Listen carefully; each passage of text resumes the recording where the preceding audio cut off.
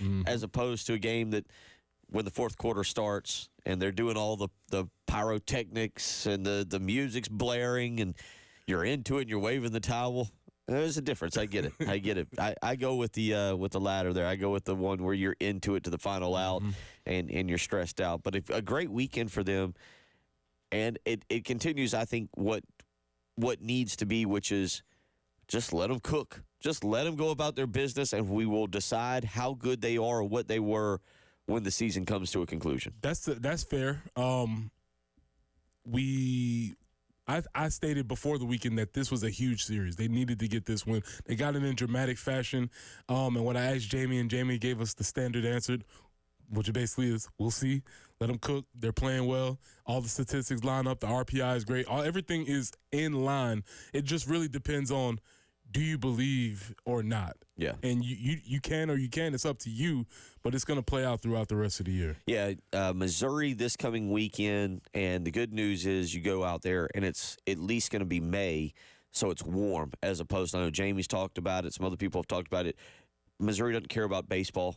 It's the least of all the things going on there. They're not very worried about the Missouri Tiger baseball team, and if you go out there in early April or that late March series, beginning of it, it's cold, it's miserable, it's dreary. At least now you go out there and the weather should be nice. So, yes, that does have an impact, because I'm sure you've done that before where you have one of those cold games, and as much as you try to get excited, you're like, oh. Yeah, you can't fake enthusiasm. If you don't want to be there, especially if it's early in the season, we really don't know if anything's actually on the line. The other thing that this series has going for it is that we can see the finish line. We know this is important. Yeah. Every SEC series is important. Yeah, I got that. But we can see that we need to take care of business here before we move on to Tennessee, I believe, is the next one. Georgia to wrap up the home slate on the road to Tennessee. You know that you need to take care of business here, and you can sort of have a taste of maybe being able to host or steal some games in the future. So they won't overlook this one. East Tennessee State tomorrow night. First pitch is at 6:30. You can hear the pregame right here on 107.5, the game at 6:15. You can also hear on 100.3, the game in Myrtle Beach. But that'll be tomorrow night, Wednesday night, East Tennessee State. Speaking of Missouri, they are 19-26 overall, 6-15 in conference. This is a must-win series, and you'd preferably like South Carolina to go ahead and sweep, if at all possible, to move to 14-10 in conference. That'd put you one game away from guaranteeing a 500 finish with 6 to go. Finishing 15-15 is very important, and I think if they get to 16-14, 17-13, I think they're definitely hosting a regional. That would mean, obviously, again, winning 6 of the final 9 in conference to get to 17-13. I think that's the magical 17-13 number where you go to the SEC tournament and you're like, if we need to be a big participant, we can. Let's try. Otherwise, let's go home and get ready for NCAA tournament play. Yeah, that's how Jamie laid it out yesterday. He said those same numbers, 15, 16, 17. 17 is essentially guaranteed. 16, that's good. 15 is a bubble sort of thing. But, if you can get those wins, grab them early against a team who, as we see the finish line, when you're on a bad team, you see the finish line too. Right. So you're like, nah. This thing is coming to an end, fellas. Maybe you can you put them. Forth the effort early on to see where the game's going, and then you're like, no, we're down 4-1. Exactly. Maybe we can just help them towards the end, And so you have two teams that are going in separate directions. Don't give them any life. Knock it out of them early, and you should be able to take care of business. We'll obviously talk more about this as we get ready for the weekend. But, Missouri is a team that's not very good, and South Carolina needs to take full advantage of that this coming week. You need to take advantage of the full week. East Tennessee State on Wednesday. South Carolina's been pretty good, except for that slip-up, that ugly game, that 8-0 loss to Georgia Southern. South Carolina's been a good midweek team, and they need to continue to do that against East Tennessee State on Wednesday night. 803-404-6100. We'll come back. It is Tuesday, and the transfer portal, it giveth, it taketh, it provideth all. We will get a little bit into the transfer portal Tuesday discussion with Preston Thorne when we come back. You're listening to The Early Game.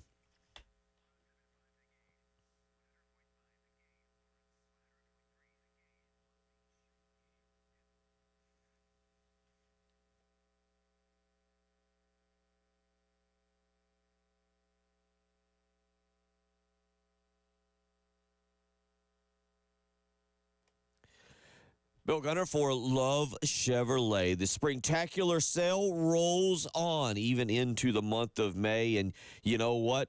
All you've got right now is to get out to Love Chevrolet and check out those great deals. 14 acres of brand new Chevys to choose from. And at Love Chevrolet, they always guarantee they are not selling above MSRP. They're going to make sure they take care of you. So whatever you may be looking for, it's time to go visit Love Chevrolet. Whether it's one of those great Silverados, Suburbans, Tahoes, Trailblazers, you can get behind the wheel and feel the possibilities. New adventures, new roads, and new destinations. All waiting for you at Love Chevrolet. Again, and they will beat any competitor's price. That's part of the $1,000 low price guarantee where you can go shop other dealerships, take their deal back to the folks at Love Chevrolet, and they will top it. So don't wait a day longer. Get out to Love Chevrolet today. I-26 in Harbison between Lowe's and Frankie's Fun Park. And together, let's drive.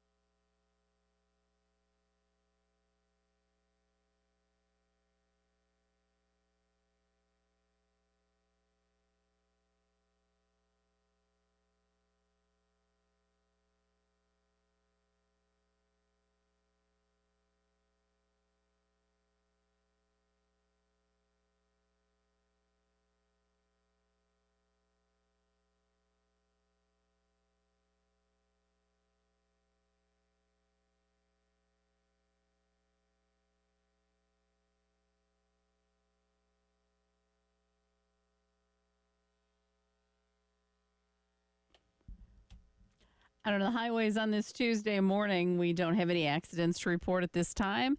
We welcome that. I hope your morning goes well. 83 for the high today. Now, we could see some thunderstorms rolling in maybe after dinner, 7, 8 o'clock, something like that. Tomorrow, clouds and 86. Sunny for Thursday. Looking for a high of 88 Thursday and Friday. Right now, a little bit breezy. 61 on the early game.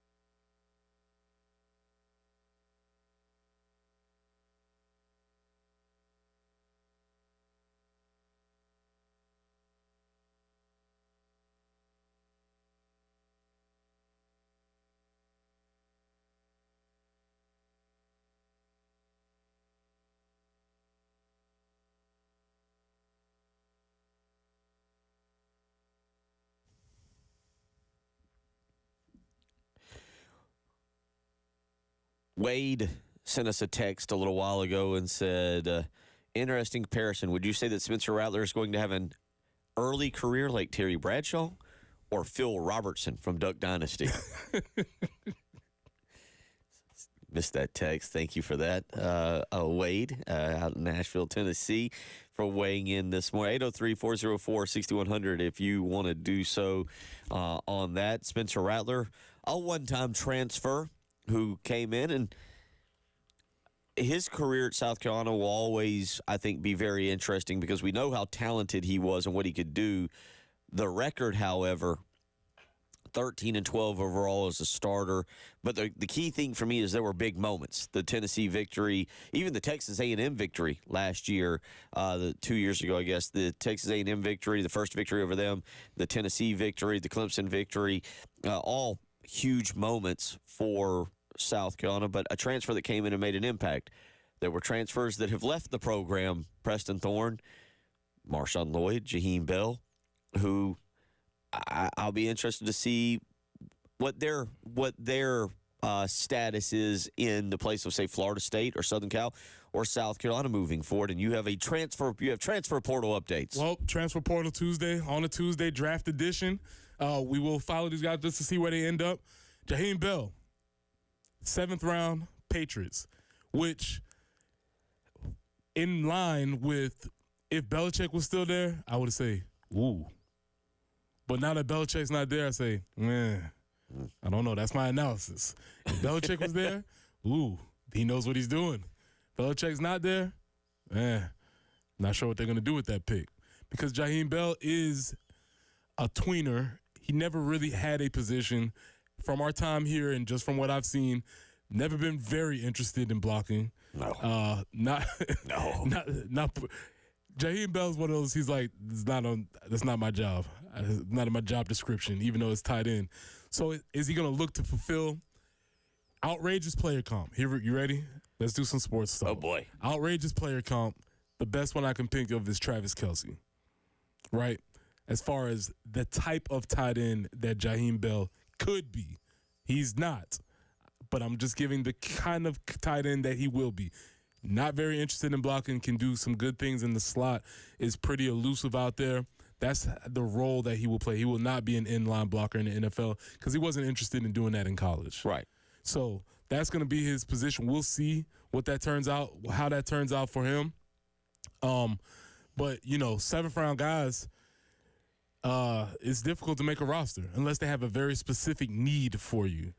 So we'll see how that turns out. I always wonder with the 7th round like that, is that what he would prefer to go to the Patriots, or would if he preferred to not been drafted? I guess you always want to be drafted. It's cool to hear your name called. That's something nobody can ever take away from you.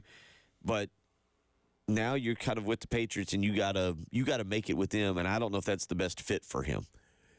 Yeah, because we don't know what the Patriots really are going to. They obviously they're kind of rebuilding the entire offense. They drafted some offensive linemen, signed some guys in free agency. You got Drake May. Drake May's not going to be a stud right away. He's a guy who's going to need time. Don't know how that's going to work for him. That's and I'll say this also, and I've always thought just call it what you want or make the switch. He should be a wide receiver. That's really what he should be. And everything you just described is a wide receiver, not a tight end. Yet we always want to slap the tight end label on him. I think if South Carolina initially had just said, you know what, you're a wide receiver. Just as you said, go over there with the divas. Go to that room with the divas because the tight ends have a little bit of dog in them, right? Can you imagine Jaheim Bell and Sean Elliott's tight end room? Yeah. Ooh. Don't think that would work out well. But he's got that diva to him. Just be like, and he runs a 4.6, or he ran a 4.6, I think, at the combine. That's why he's playing tight end, right? And that's because the problem. He's not fast enough to play wide receiver solely. So that's why he's sort of in that spot. But he doesn't really bring a plus in the run game. So he's a tweener. Yeah. He's gonna have to figure out a way to make a niche for himself in the NFL. Also, he's a tweener as far as size is concerned.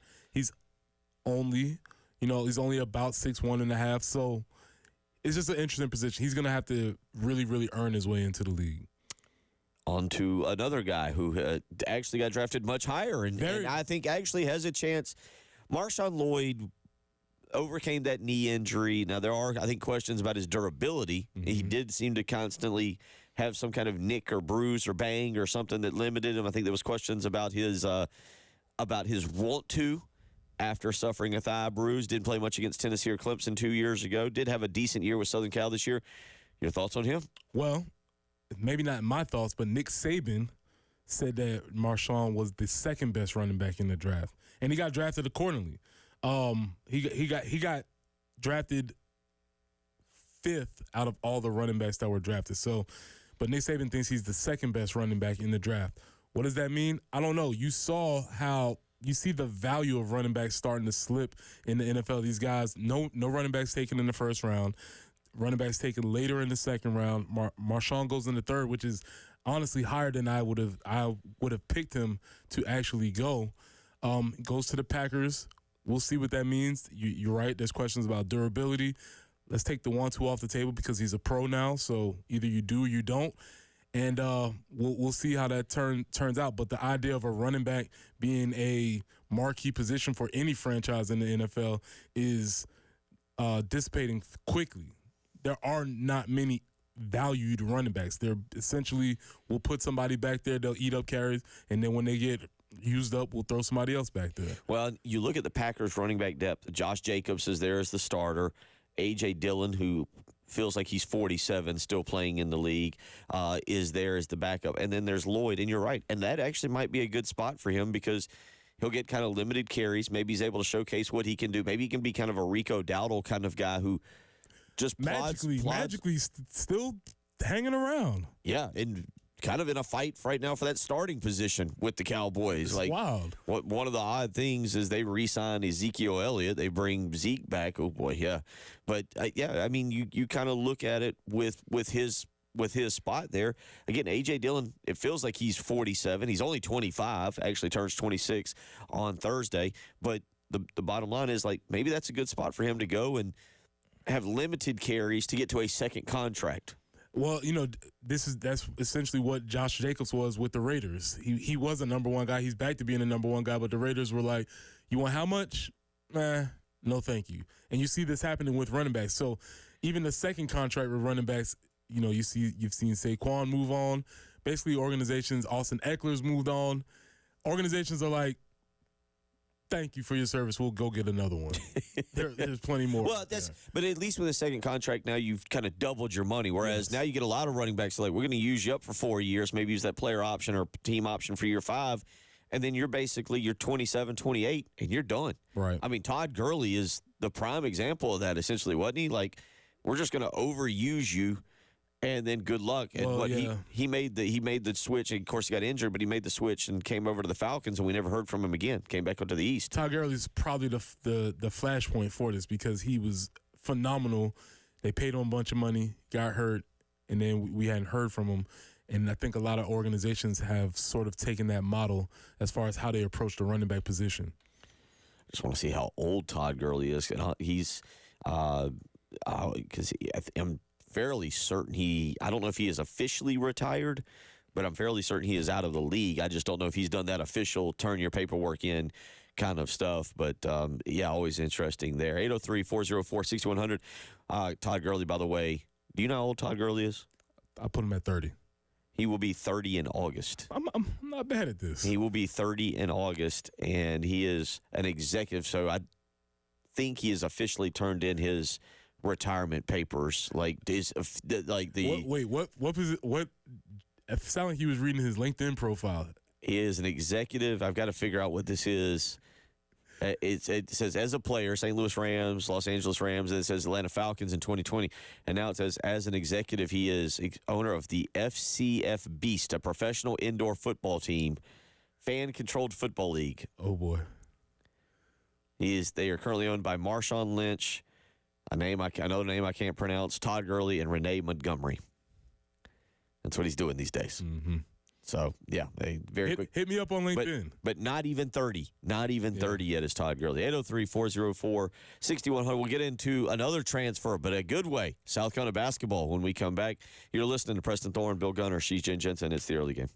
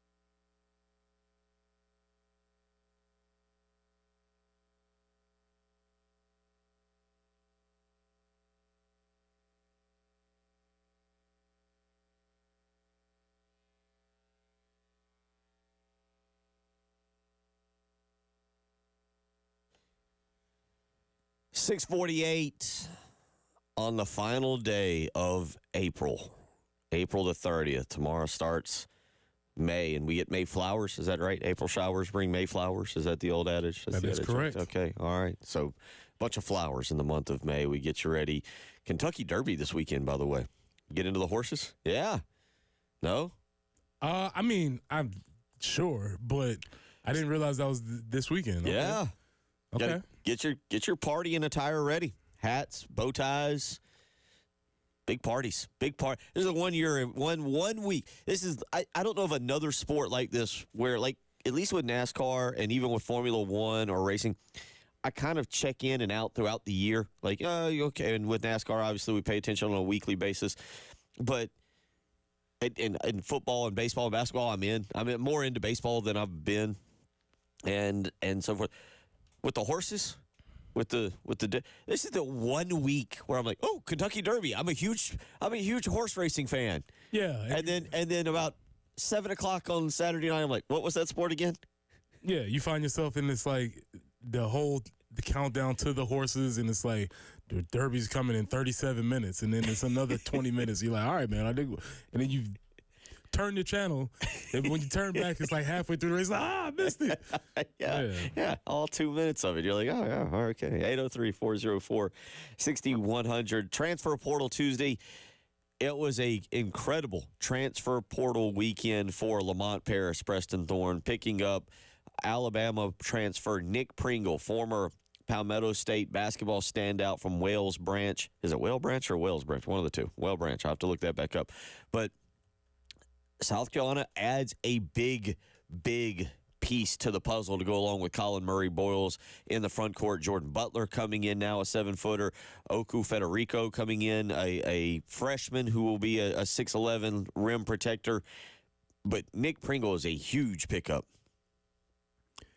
So with the transfer of Josh Gary moving out, the space has been made for another big man, and it seems like, just from what I've read and what I've kind of gathered, is that Nick Pringle is going to get the same size, but now you're actually bringing in skill as far as basketball is concerned. Yeah. Because Josh wasn't very skilled. He was big and he can protect the rim, but he wasn't a skilled basketball player. I don't know if Nick is what I'd call skilled. What I'd call him is more athletic. Okay. More mobile, more fluid. Mm-hmm. Josh was kind of mechanical in how he played. He was stiff player, but he was huge. He's huge. He was big, 7 foot, and he was it was a brick wall down there. Like, and you for him, you were like, all right, part of your stat line has to be 4 fouls. Like, you foul somebody, but Josh Gray's vertical was all of about 19 inches, whereas Nick Pringle is going to play above the rim a little bit more. He's going to be more fluid. He's going to be able to get up and down the court and look a little more agile, and that's what you get. Now, he's not going to necessarily step out and shoot the three. He's not going to be B.J. Mack. This is going to be a different kind of lineup for Lamont Paris, who still has to go out and find a transfer portal point guard. They do have to find – they still haven't replaced Talon Cooper. And if there's anything I learned in the Frank Martin era, if you don't have a quality point guard, Frank Martin had some good teams. Frank Martin had some really good teams. For whatever reason, he kept trying to shoehorn guys into that point guard role, whether it was Jermaine Cousinard, who was good enough, but probably would have benefited more being an off guard. A.J. Lawson, even the Final Four run, he kind of went to Sindarius Thornwell to run the point guard more than P.J. Dozier or Rakim Felder. It was kind of an odd thing. That is going to be the last piece to the puzzle to this basketball team, Preston, coming back, and me looking at them prior to the season going, NCAA tournament team. Because I'm ready to call them that. You already? I'm ready. I am fired up. I'm ready to say, hey, tournament team. But you do need that engine, that final piece that runs the team. So in summary, what has Lamont done in the transfer portal to this point? We have Nick Pringle, and Jordan Butler. So those are two bigs. Yes. Two bigs that are going to be kind of hold down the post, and he just needs this one last piece, you feel like, in order to make it complete. Obviously went out and flipped Cam Scott from Texas. Yeah. So that's a wing. That's a wing who now will pair well with Miles Studi, with Zach Davis. You get those two guys. You do have Jacoby Wright and Morris Ugasuk to kind of run the point, but I think you're looking for an upgrade there. I think you are. I can't speak. I'm sure Jacoby Wright and Morris are both like, no, we're good. We got this. Don't worry. We know what to do. But I think you're looking for that point guard that you can really set there. Because right now, that lineup, man, you really like what they're doing. And plus, you got another wing coming in Trent Noah, who now is right there on the cusp of being a top 100 player. Very impressive player as well. That will bring size, 6'6", 6'7" size to the wing position. And my guy Eli's, that's not till next year. Next year, 2025. I got my eye on him. Yeah, and he's not necessarily. He's a scorer. He's an undersized two guard, is what he is. That can fill it up. He strikes me as a guy that a lot of opposing teams will not like. A lot of opposing fan bases will not like. Yeah, he's gonna hit a three in the middle of a game and do a TikTok video running back down the floor and upset. Yes, many other. That's why I feel like teams. he's got my eye on him. Yeah, but a huge pickup. I kudos to Lamont Paris. I think the vibe around South Carolina basketball as a whole, Dawn Staley and Lamont Paris, but especially around the men's team, because you haven't seen that. We've seen the vibe around the women's team. The vibe around the men's team is incredible. We'll talk more about that. J.C. Shurburtt set to join us here in the next hour. We'll get into that and some more football news. You're listening to the early game.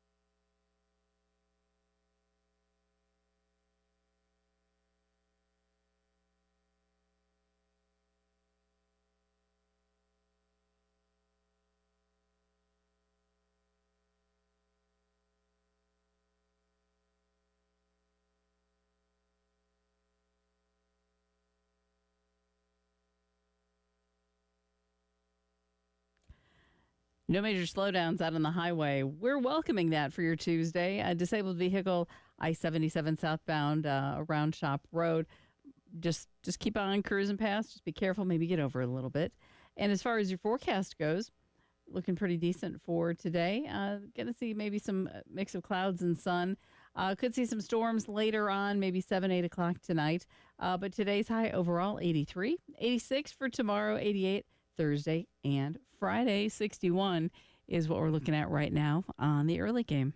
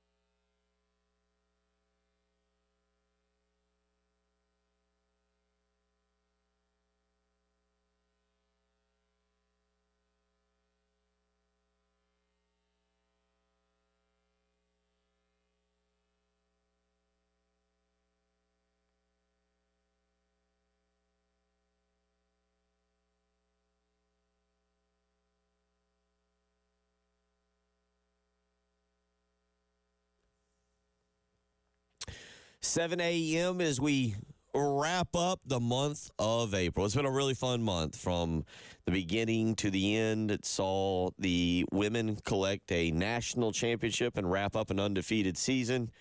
Scotty Scheffler blow away the field at the Masters. We saw the spring game that was, well, fairly uneventful. And now the NFL draft wrap up with Spencer Rattler going in the 5th round, but Xavier Legette going in the 1st round. And, oh, by the way, how nice is Xavier, by the way, I think I just mispronounced it again. Is Xavier Legette, is he the nicest college player ever to not, like, inform all of us, hey, for 5 years y'all been mispronouncing my name? That might have been a thing. It's like, it's no big thing. It's just let it ride. no big deal. Because he goes to the Carolina Panthers press conference and is like, oh, yeah, that's how Roger said it. That's great. Like, or is that just bowing to your boss? Like, well, he's part of the reason I'm about to get a big paycheck. Whatever he wants to call me, he can call me. Call me whatever you want. Just sign the check, please. Yeah. It's all spelled the same. Is it spelled the same, sir? Yes. Put your Herbie Hancock there at the bottom of the check and make sure that thing however you pronounce it, they'll be putting Mr. in front when he walks in the bank and smiling a lot. When he walks in the bank, I don't know if the little bank in Mullins Community Bank, I don't know if they're going to be able to handle the deposit he's about to drop. Hey, all the bankers were outside his house on Thursday night. Hey, you want to come to our branch? Want to come deposit that money there? 803-404-6100. We'll get into that as we are joined now, as we are each and every Tuesday, by thebigspur.com's J.C. Shurburtt. And JC, it is quite the story on Xavier Legette, however we want to say his name, to come from Mullins. Originally a quarterback. I still remember, I think you remember when he was recruited by Will Muschamp. Originally a quarterback, knew he was coming in to play either safety or wide receiver. He settles on wide receiver and really blows up there this past year. Your thoughts on that and watching his rise from Mullins now to the Carolina Panthers? Yeah, I mean, the small town part of it's great and all, but I mean, Alshon Jeffrey is from a town about a third the size of Xavier's. Alshon had a lot of national attention, though, but there's been others through the years. John Abraham was from Lamar, I think. Cliff Matthews from Sherall. I mean, the stories write themselves in our state as far as these small places with people that do big things, and I think that's outstanding. And if you look at it, it is Bill and Preston, Clemson, Carolina combined, it is the 14th player at receiver from a small town to be drafted from a small town in South Carolina in the NFL draft since 2004. Started with Troy Williams, or actually it started back in 2004 with somebody from Clemson, Derek Hamilton. And then it went to Troy Williamson. Sidney Rice is from Gaffney. It goes on and on and on. Alshon from St. Matthews, Bruce Ellington from Moncks Corner. It's quite a list. DeAndre Hopkins is from Central. Mike Williams is from Lake Marion. Martavis Bryant was from Calhoun Falls. I mean, it goes on and on and on. Hunter Renfro, even Socastee, and Brian Edwards Conway, that's a growing area, but they're still small towns. My grandfather grew up in Socastee on a tobacco farm, and they had to take the mule and wagon into Conway on Sunday. So I'm gonna still call Socastee a small town for the purposes of this, but it's kind of an amazing trend in our state. Now for Xavier himself, man, I mean, this is a poster of overcoming adversity. It's hard to change positions like he did and learn a new position, and he dealt with so many injuries. I'll never forget Mike Bobo after Muschamp was let go, informing everybody that Legette's been out for the year since like the Florida game, and none of us knew. I mean, it was that's news because he was kind of the second best receiver at that point, and that he had a car accident that he got into that set him back, I think, in one preseason camp. And he just worked and overcame it. And, it would have been easy for him to kind of get discouraged with especially like 2022 when he was really playing well, but he was just behind Brooks and Van and Juice and those guys. And he just kind of kept working, waited his turn. The Gator Bowl came around. I think he built upon that and worked all summer. And, he has some things you can't coach with his size-speed combo. And so I think everybody kind of knew that if he could just get consistent with the position, route running, catching the ball, which he was outstanding in that department, like night and day better than he started with that this year, then he could be pretty good. And I don't know if anybody sat around and predicted special like this, but, hey, you take it, and he deserves it. And he is a great person. I've met him in person several times, and by all accounts, he is one of several on the Carolina roster that's a really good human being. So that's the type of guy you pull for, and I think it's a great situation for him going to the Panthers, close to home, close to his family, and getting to play with quite a few Gamecocks now as you look up and down that roster. Preston was going to kind of talk. You pretty much hit on all of it, but you did write an article going back to what you're talking about these small towns that people can, the small town wide receivers. Does the state of South Carolina become, what do we call it? D-line heaven is what I believe you and Ryan Bartow coined. Yeah. The North Carolina. So is South Carolina kind of wide receiver heaven for people looking to come in and maybe get an under the radar recruit? Man, I would be very, very. I would make sure that I evaluate receivers in this state very carefully, because the other part of that, guys, is outside of Alshon, none of those guys were very highly rated. I mean, DeAndre Hopkins was barely a 4-star. Mike Williams was barely a 4-star. Brian Edwards Smith kind of the same. Debo was a 3. Bruce Ellington wasn't even ranked. He was a basketball recruit. Xavier was a high 3 in most places. Hunter Renfro was not ranked. I mean, you start going through it, and you're like, not only, were these guys, from small towns, from South Carolina, and kind of worked their way in, but they weren't, overly known. I think Alshon was in a National All-Star game. I don't know that any of the other ones were. And so that's another thing. I mean, you can kind of beat the system. And I think at South Carolina specifically, because Clemson's recruited a lot of out-of-state talent at that position. Of course, they got Tyler Brown now, not from a small town. Greenville's not small, but certainly under the radar.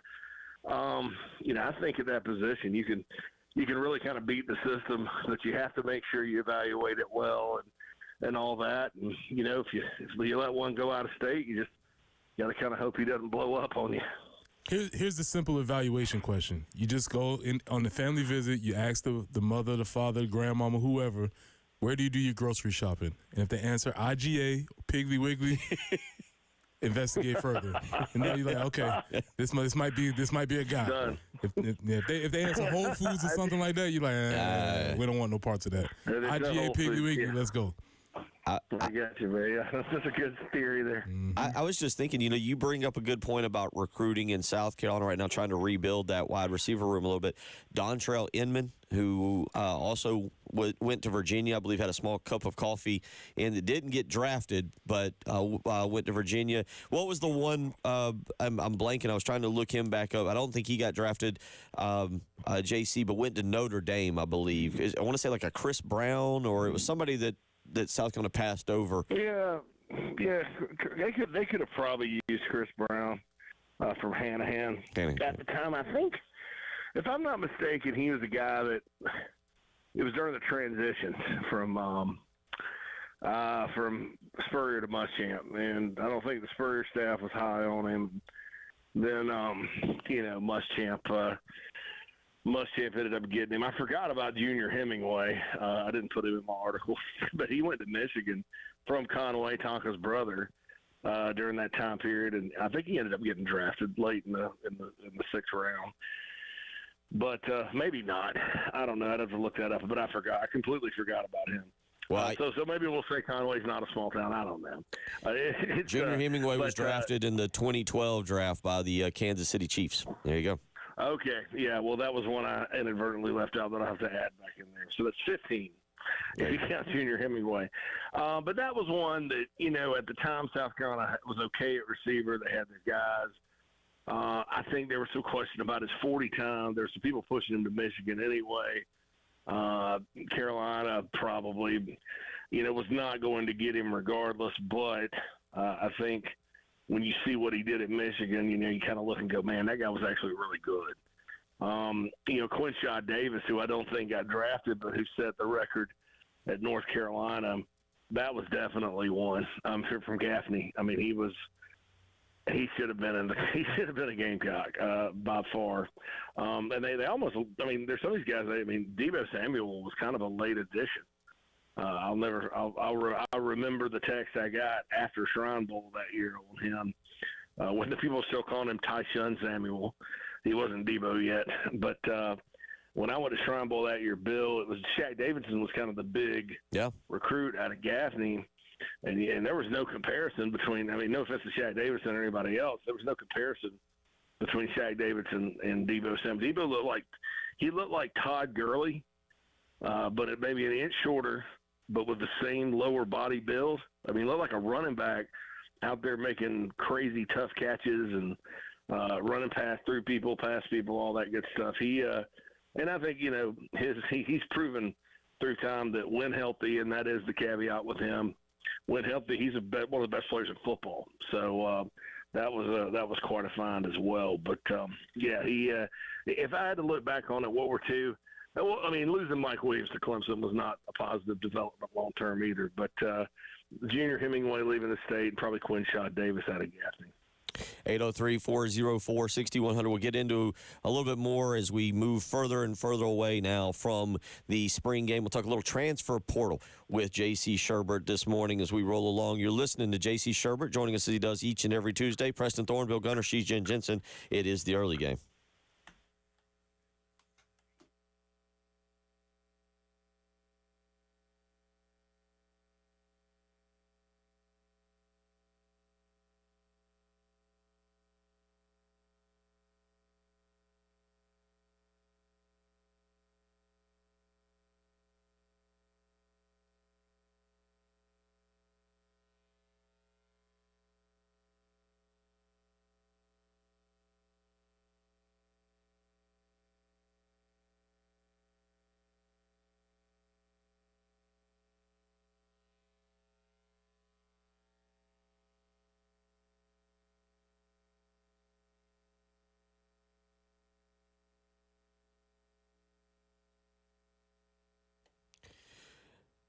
The last day of April, and even though we're going into the month of May, you're still probably trying to do spring cleaning around the house. But you don't need to. You need to just call the cleaning pros at Zerust Carpet and Air Duct Cleaning. They'll get you taken care of, so take advantage of their April deal. Final day to do it right now. Mention me, Bill Gunner, at 107.5 The Game, and get 3 rooms of carpet clean for only $129. You can give them a phone call, 803-262-4020, or you can book online, ZerorezColumbia.com. With Zerorez, they are much better than traditional carpet cleaners who use soaps and harsh chemicals that leave a sticky residue behind. Zerorez, with their patented ZR water technology, does a fantastic job. You enjoy services that stay cleaner longer without attracting residue. So call Zerorez today, 803-262-4020. Mention me, Bill Gunner, at 107.5 The Game. Get 3 rooms of carpet clean for only $129. Zerorez, spell it backwards or forwards. It's the right way to clean.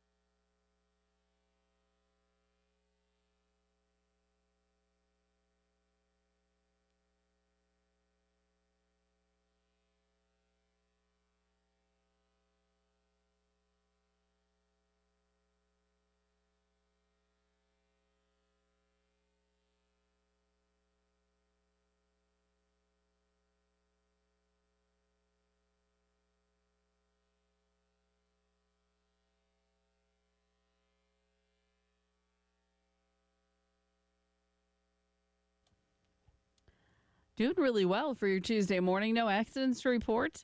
We welcome that and hope your commute is a smooth one this morning. 83 for our high with some evening storms. Most likely some of that rain activity will be coming in maybe after 7 or 8 o'clock tonight. That is what is projected. Again, 83 for the high today, then 86 tomorrow, 88 on Thursday, 88 on Friday. But right now, a little bit breezy, kind of overcast. But not too shabby. 62 on the early game.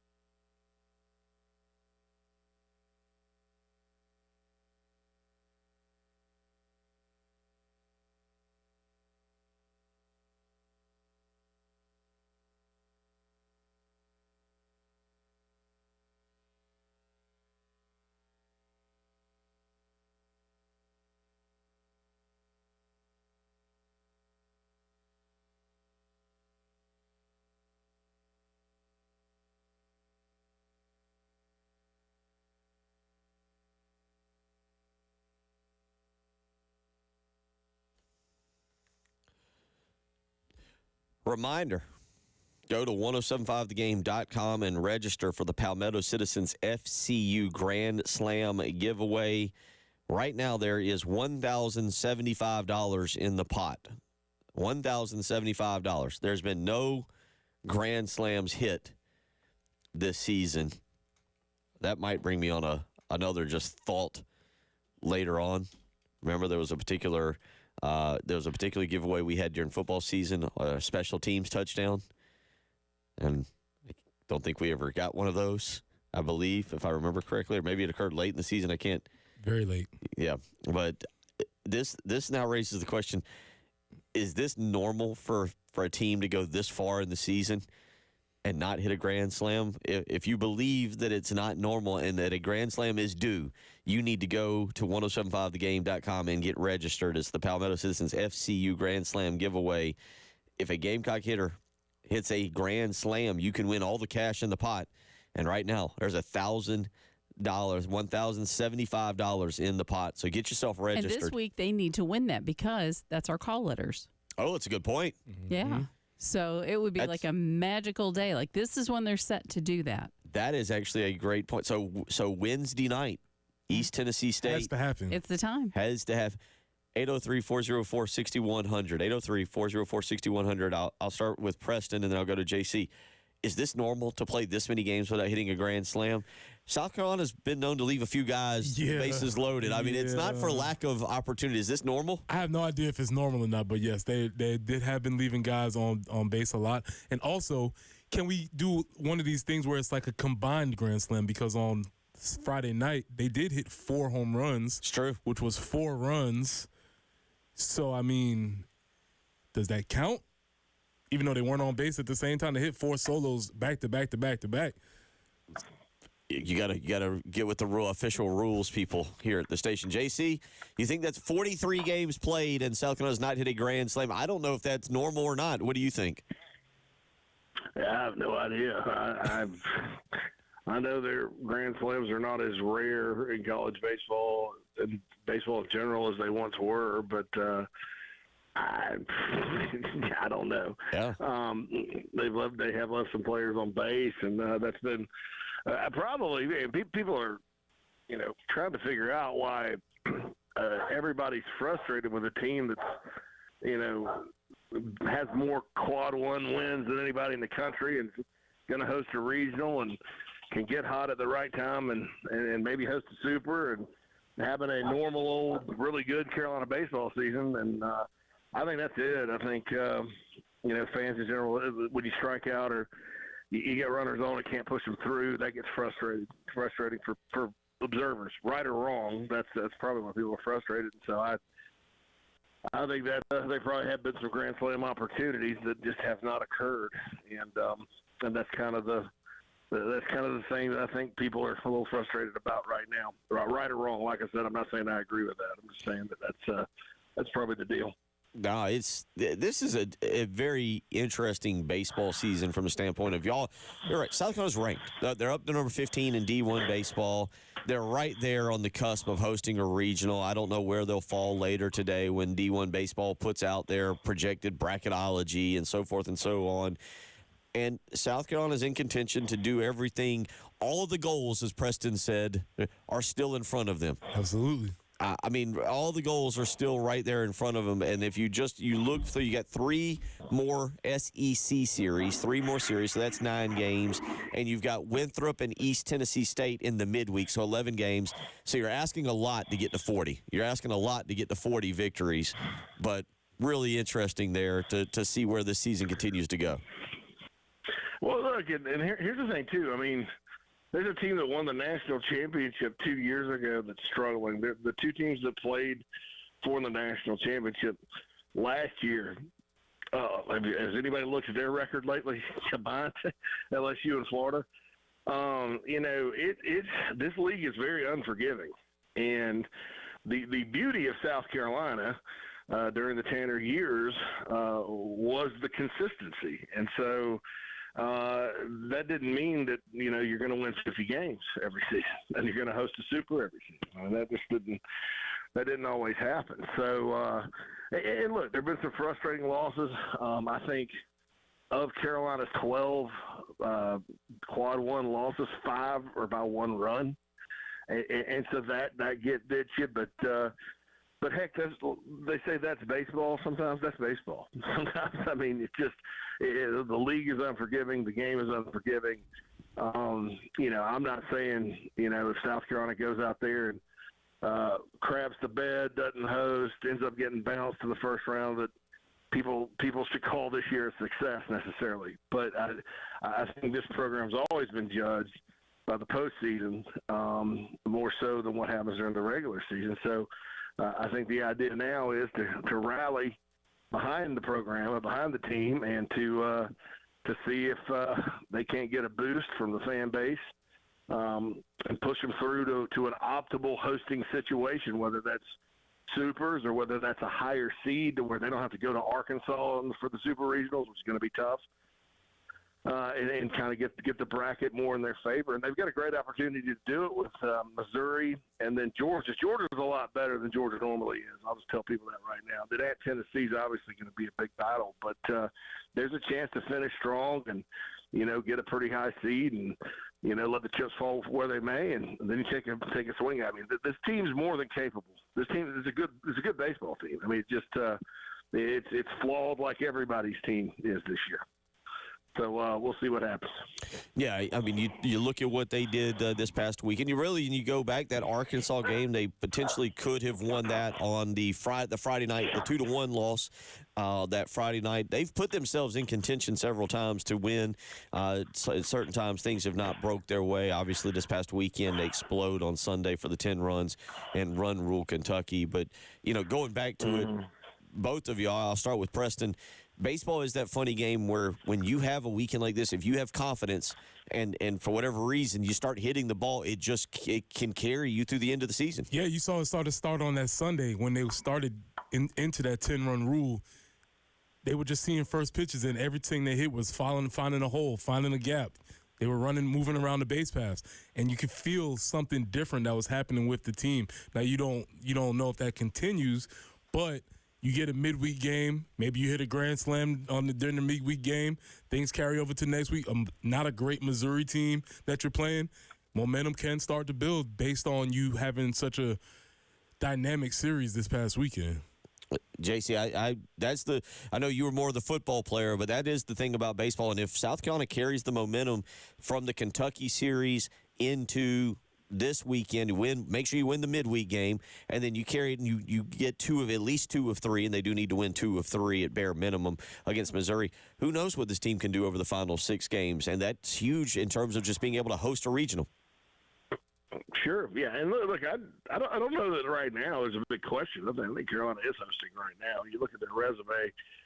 I mean, some people have Wake Forest up there. I don't know if that's based on reputation or or what, but their metrics are less than the Gamecocks, and there's a lot of other schools too. But I think they're hosting. I think the question is what kind of seed do they get, because nowadays do seed 1 through 16, whereas they used to not, which drove me nuts. So I'm glad they do that now. But it is one of those things. A game like Friday night, and I told some people after the game, the magic came back. That's Carolina baseball. Carolina baseball is not a masterpiece of perfection. Carolina baseball is gritty, come from behind, improbable wins, and memorable performances, and not flinching. And I think this weekend, even when the adversity they face, and Kentucky's a good team. Don't get me wrong. This is not a Kentucky team that just started off well and now they're going to kind of falter. They've got some really good players, and they're really well coached, and they have a good style that's tough to beat. But then you're down 12-6, and you come back, and you're probably 2 feet away with Costas at the end there of having a second straight walk off. Well, that's a tough loss to take when you come all the way back. And I mean, lesser teams, lesser coached teams, maybe would hang their head, maybe say, "Oh gosh, gee, nothing ever goes our way. We lose all these close games. We could be down 2-0 right now." And then they got Sunday, and they play jittery or play tight, and they end up getting beat or swept. Well, not Carolina. I mean, they got up off the mat and just tattooed them. And that's Carolina baseball too. If you remember through the glory years, when they would take a loss in a heartbeat, right? They take a loss, but it's how they responded each and every time. And I think that's part of what at times through the years since Tanner relinquished control of the program has been missing with certain teams. I didn't think it was missing with last year's team. I think injuries got them and caused them to kind of be all out of whack. I've seen it come and go with this year's team at times, but I know that they're all capable because it's the same group of guys, basically. And so hopefully this past weekend was the start of something. You always want to be playing. I mean, who cares about February, March? You want to be playing your best right now, heading into May and then June. And so I think that was a good sign that they had probably one of their best series against a top 5 team. And, now you go and you take your shot the next 3 weekends and see where the chips fall. But I'd rather be in this position than be struggling right now. 803-404-6100. We'll get into a little basketball discussion. A transfer portal Tuesday. We'll let Preston give his numbers to JC, and we'll talk Nick Pringle as well. You're listening to Bill Gunner, Preston Thorne, JC Shurburtt on a Tuesday. Jen Jensen, it is the early game.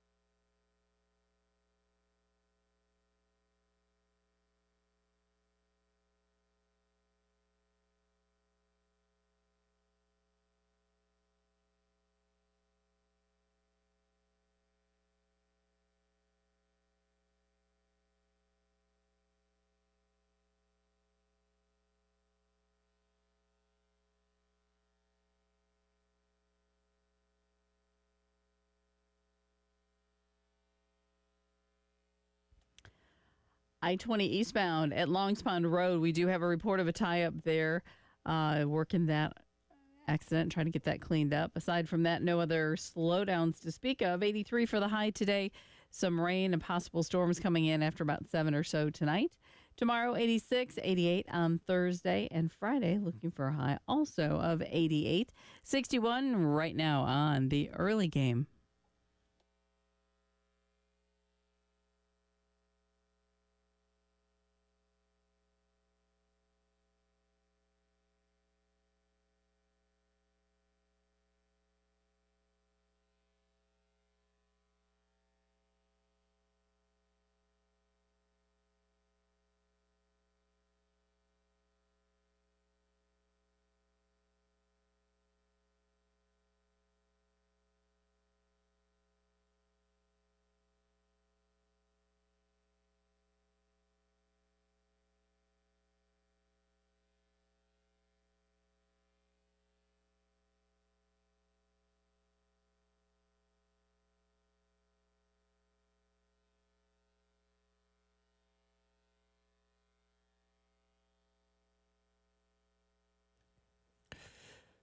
$7:36 as we roll along on your Tuesday morning, April the 30th. J.C. Shurburtt joining us as he does each and every Tuesday. And Preston Thorne, myself, Jen Jensen, coming off of, I know y'all were here yesterday. I was not.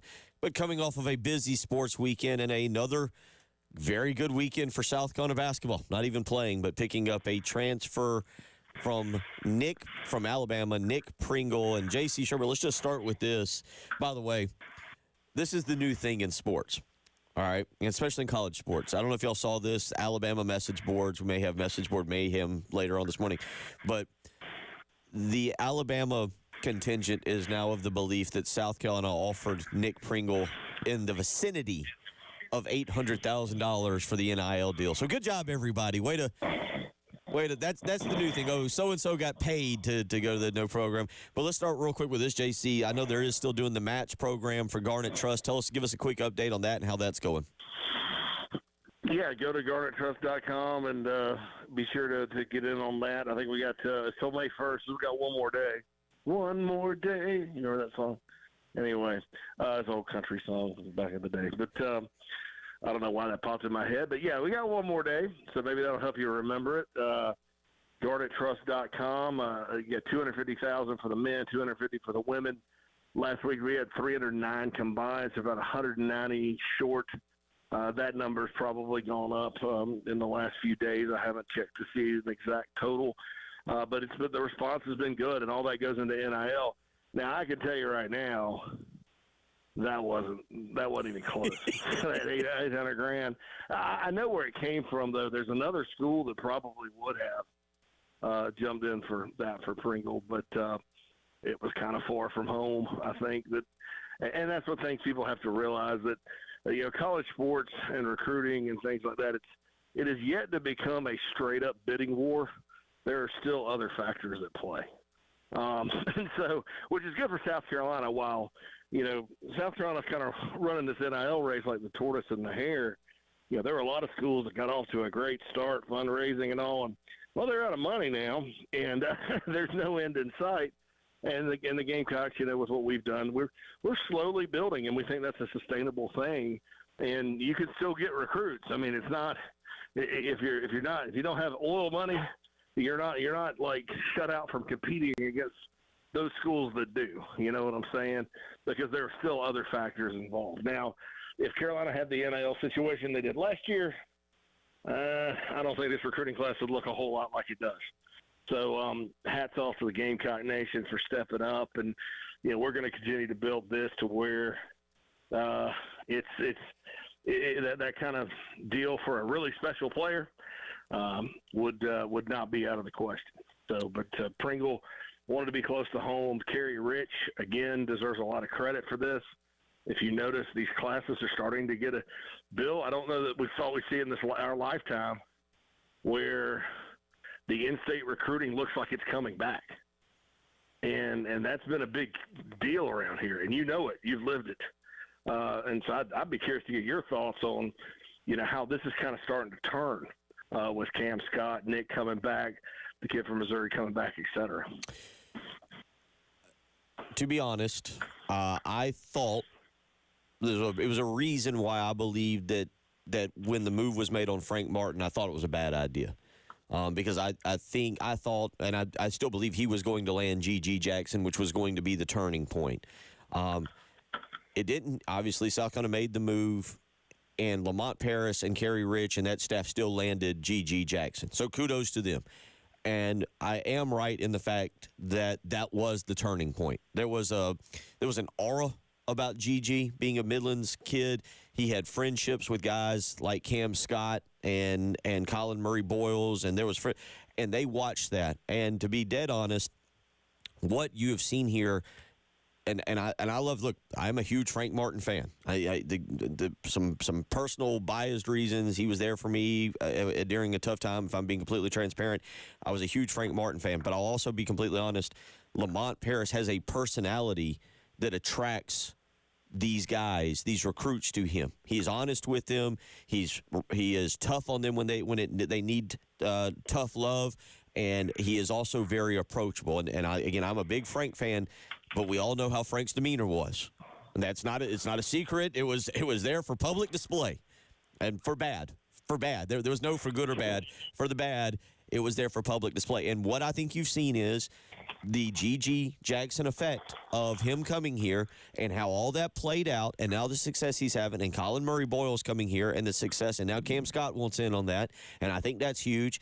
Hayden Asimian, I believe is how you say his last name, is probably going to be the top player in next year's class. Josh Leonard is from down there. He plays for Carlos Powell, is a guy coming up who's going to be a national recruit.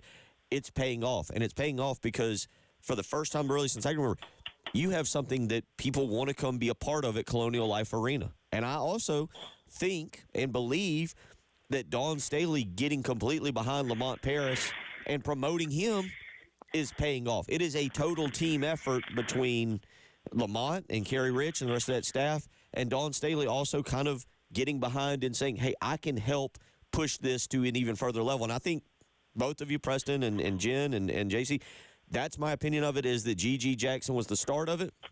And these kids see this, and they see how Lamont is. We joke with him. The two-bucket car wash system and the mac and cheese.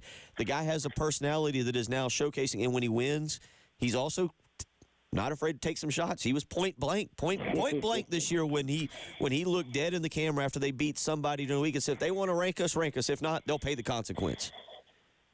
He's pay the price. Yeah, pay the price. Whatever. Yeah, however he phrased it. He's a tremendous.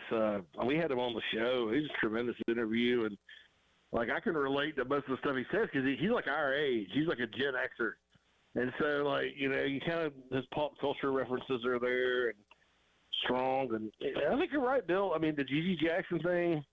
As much as that team struggled, and as much as G.G. struggled at times.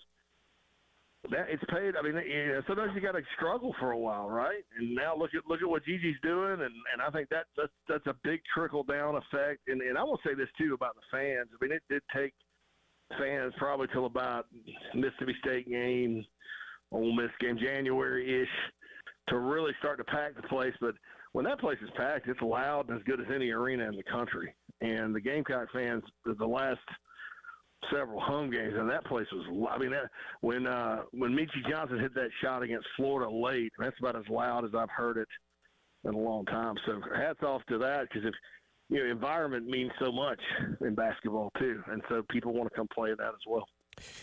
803-404-6100. We'll get back into that a little bit, and then we'll wrap things up here with J.C. Shurburtt here on a Tuesday morning. You're listening to Preston Thorne, Bill Gunner, she's Jen Jensen. It's the early game.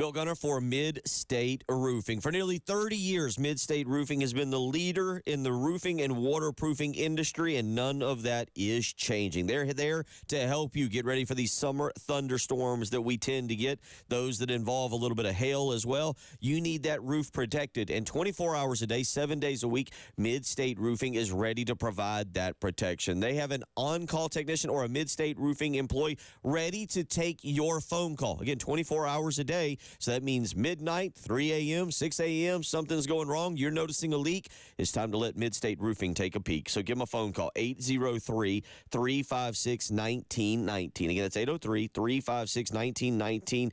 Call Mid-State Roofing today. Prepare for the summer thunderstorms by getting a maintenance contract. You can also visit them online, midstateroofing.com is the way to do that. If you've got a leak, let Mid-State Roofing take a peek.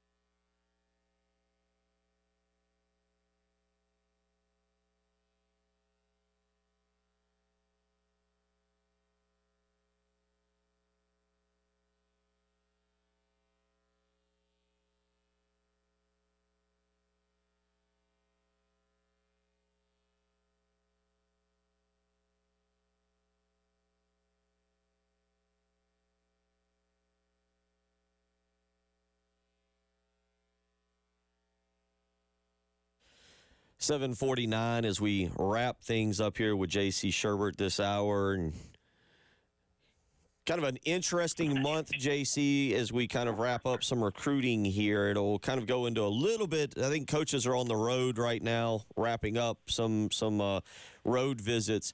But tell us a little bit about South Carolina picks up a linebacker commitment for the 2026 class over the weekend. I think it was the end of last week. And I didn't know much about this guy, and I've seen him ranked in different spots. I've seen some people say he's one of the top linebackers in the country. 2026 class, what can you tell us about this new commitment?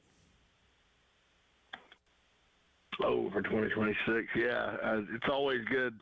I'm glad about it. It's always good to give me a name these days because I get them confused. It is Rodney Colton Jr. from Noonan, Georgia. 6'1", 220. Supposed to be one of the better linebackers at Georgia for this class, but what do you look at his film? I think it checks out. He's a younger player. I think when you look at the fact that you got 2 4-star guys committed for 2026, both from out of state, one from Alabama, who's a top 100 guy, one from Georgia, who's a top. He's 227 in the country. So top 247 guy. That's as good of a start as you can ask for when you're talking about way down the road. And in the state next year or next cycle, Bill, it's cycling back up. You got the 2 special receivers from right there in Columbia that the Gamecocks have on their must-get list. One's at Irmo, one's at Ridgeview. You got several linemen. You got Currents, the defensive back from South Point and Rock Hill. You got a tight end at Abbeville who's got a chance. I mean, you've got a lot of known guys already for 2026, and it kind of reminds me of, I think it was 18, whichever class Xavier Thomas came out of, on paper. It looks that was a deep class in South Carolina, one of the old school types. Unfortunately, half the kids in that class at the top ended up going to IMG, so it didn't finish that way. But this looks like a really good class in state. So you have to be encouraged if you're the Gamecocks that you got a 4-star quarterback and a 4-star linebacker from out of state, both out of state, to start with. That's impressive. Something that's very intriguing. One of the big selling points on hiring Shane Beamer was his ability to recruit. And I don't know if this has been talked about enough. 2 years ago, he goes out of state and gets a 5-star prospect in Nick Harbor. It was a 5-star prospect. Say what you want about his production or whatever he may be. Last year, you go out of state, you get a 5-star prospect in Dylan Stewart. South Carolina is trending. Now, there's a caveat to this. Zayden Walker, according to 24/7 Sports, the number 9 overall player in the country, is a 5-star prospect. His brother is Jalua Solomon. Preston, JC, I don't think South Carolina very rarely lands 5-star out-of-state prospects. Shane Beamer has a chance to land his 3rd straight out-of-state 5-star prospect in Zayden Walker, who is now choosing between the Gamecocks, Penn State, I believe it's Georgia, and Miami, if I'm thinking correctly.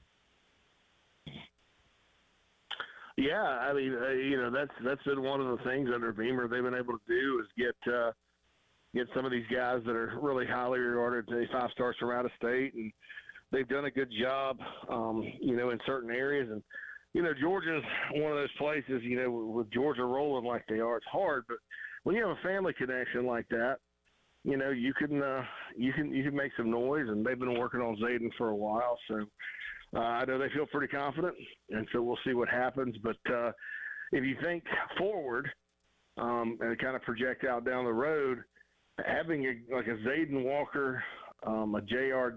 Johnson, Fred Johnson, whatever he calls himself now, and then Wendell Gregory at linebacker. If you're thinking a 3 linebacker set, man, that's a big time linebacking core as far as the future goes. So he's a big time target, and certainly, they had 5-star David Sanders from Charlotte, offensive tackle, in last weekend. Don't know if they'll end up getting him, but they're in the thick of it. So yeah, it's as far as your cream of the crop goes, they've done a good job, especially once COVID ended. And once they've had full cycles to kind of get out in front of guys, recruiting's been the least of the problems around here. It's been actually pretty good, especially from the high school level. Yeah, Bill, I have no analysis on this except that Fred, Wendell, and Rodney That's going to be an old sounding line, but that crew is experienced. I don't know how many games they've played, but they've lived life. If you hold on to all Fred, three. Wendell, and Rodney. If you get Fred, Wendell, and Rodney, that crew is experienced. You figure that sounds like a group that's going to take over that barber shop that's in there and just have serious conversations. A lot of sausage biscuits, a lot of talking, coffee black. Straight black coffee, Yes. Yeah. That's my analysis. That's what we got. JC, we always appreciate it, man. Hope you have a great rest of the week and look forward to catching up with you next week. All right, fellas. Y'all be good. Appreciate it. JC Shurburtt joining us as he does each and every Tuesday. We'll come back. Home run sausage and more. A lot to get to as hour 3 is on the way. You're listening to the early game.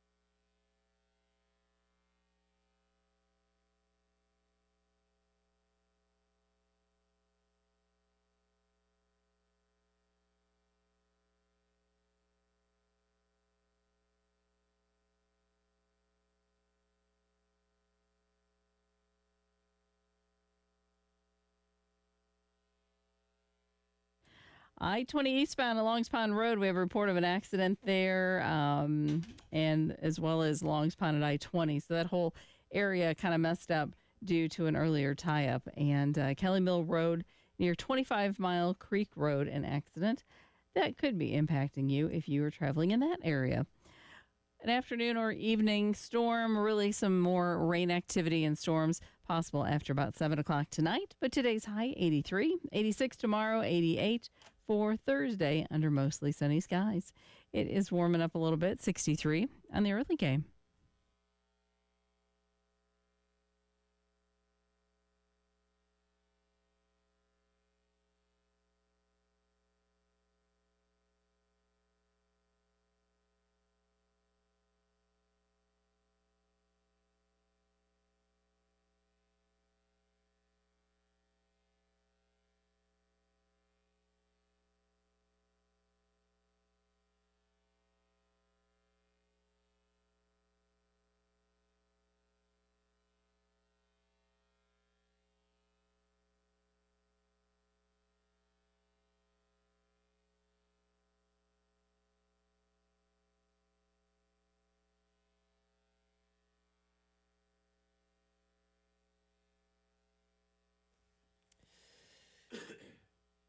Rise and shine, 8 a.m. here in the 107.5 The Game studios as we will get through the final hour, wrap up the month of April, move away from the Masters, move away from the RBC Heritage, move away from spring football.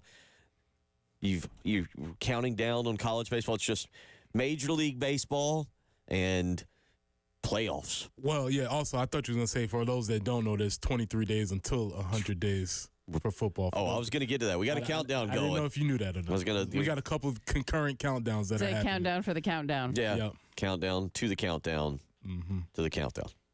I'm sure if there any teachers, there's teacher countdowns towards the end of the school year. There's graduation countdowns for some seniors. Some people are probably sweating it out, turning in some final exams, getting ready. So there's a lot. This is countdown season. Sounds like we should queue up or get it ready the final countdown song, whatever I've heard that is. Europe. Is that Europe? Is that who sings it? Yeah, I've seen it. It normally makes the list of worst songs ever made. It makes that list? Why? I don't know. I don't keep up with these things. It's just like, I know one time I was watching, what is it, VH1's worst song, or maybe it was worst videos. It might have been video. But it was that I could see. Yeah, might have been worse. I don't know. Listen, when you end up on VH1, you know that you've maxed out. There's nothing else on television to watch, and you've gone a bad path when you start watching VH1. They're good for more older movies and stuff now. Really? I mean, yeah, they've been running some 80s movies and such. You know that? You aware of that? I just used to watch Behind the Musics on VH1. That was my deal. I used to marathons, seasons upon seasons of Behind. And you know how the story goes every single time. They were at the top, then there was drugs and girls and women's, then they crash, and now they're here. Every year. I loved every single one of them. The same storyline, just insert new band. Yeah. Insert band here. I loved it. All right. Well, we got that going, and we've got playoffs upon playoffs upon playoffs. NBA playoffs are in full swing. Last night started a tradition unlike any other, the offseason LeBron watch. Denver eliminates the Lakers 108-106 last night. Oklahoma City knocks off the New Orleans Pelicans 97-89. Oklahoma City sweeps that series, and the Boston Celtics again thump Miami Heat 102-88. They're up 3-1. They'll go on and cruise to that. And that leads us to audio that you find humorous. Yes, it's a PSA for all basketball fans, especially those of our generation. We have to understand that our time has come. Oh. And our time is up. Jen, can we hit that sound real quick? It's clip number 9. This is just letting everybody know what the facts are.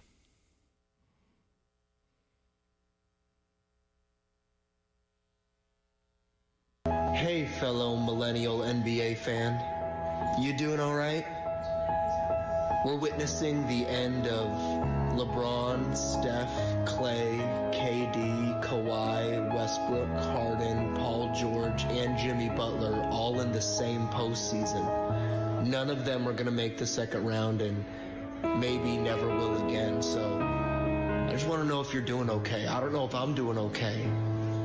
This video is not sponsored by BetterHelp. This video is sponsored by Anthony Edwards and Joker and Luka and Jason Tatum.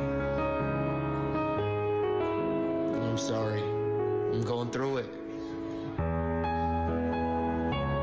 We're old now.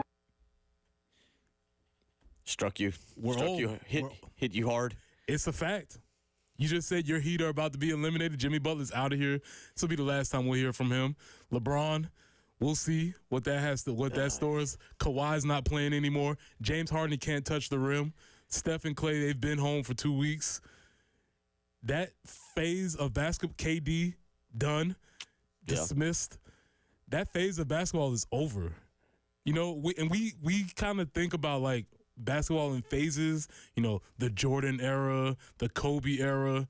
Well, that whole phase of dudes, get out of here. Walk yourself into the savannah, never to be seen again. There are young prides of lions that are ready to take over, and they're here. And I'm here to say it's going to be exciting. We have the matchup that I'm waiting for, Bill. The Ant-Man versus the Joker. It's a good Marvel movie. I think they're on the collision course, Bill, and I'm excited for it. It is a good Marvel movie. The Joker, again, I watched him a good bit the other night in Game 4.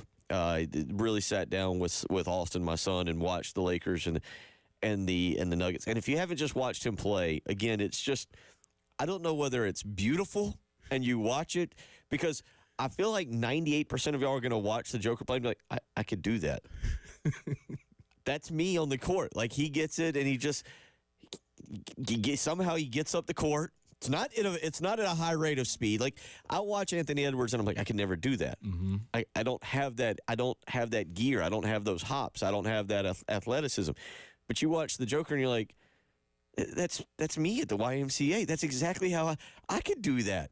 The other night, he found a cutting Michael Porter Jr. and couldn't throw a direct bounce pass, so he has to throw the old man behind the back bounce pass, and it was just so pure and so simple. I was like, man, that's a great pass. I could do that. When you watch the Nuggets play, very different than a lot of NBA teams. They actually run plays. Yeah. Like, they run sets. Guys are open on back cuts, and there's, a lot of screens and a lot of lobs that are thrown. And it's a really entertaining brand of basketball to watch. So that's one reason why it's entertaining. But then you have the Ant-Man, like you say, who, when you watch him, you're like, oh, man, this is something different. And what's special about Ant is that he's different than a lot of those millennial dudes that we just named.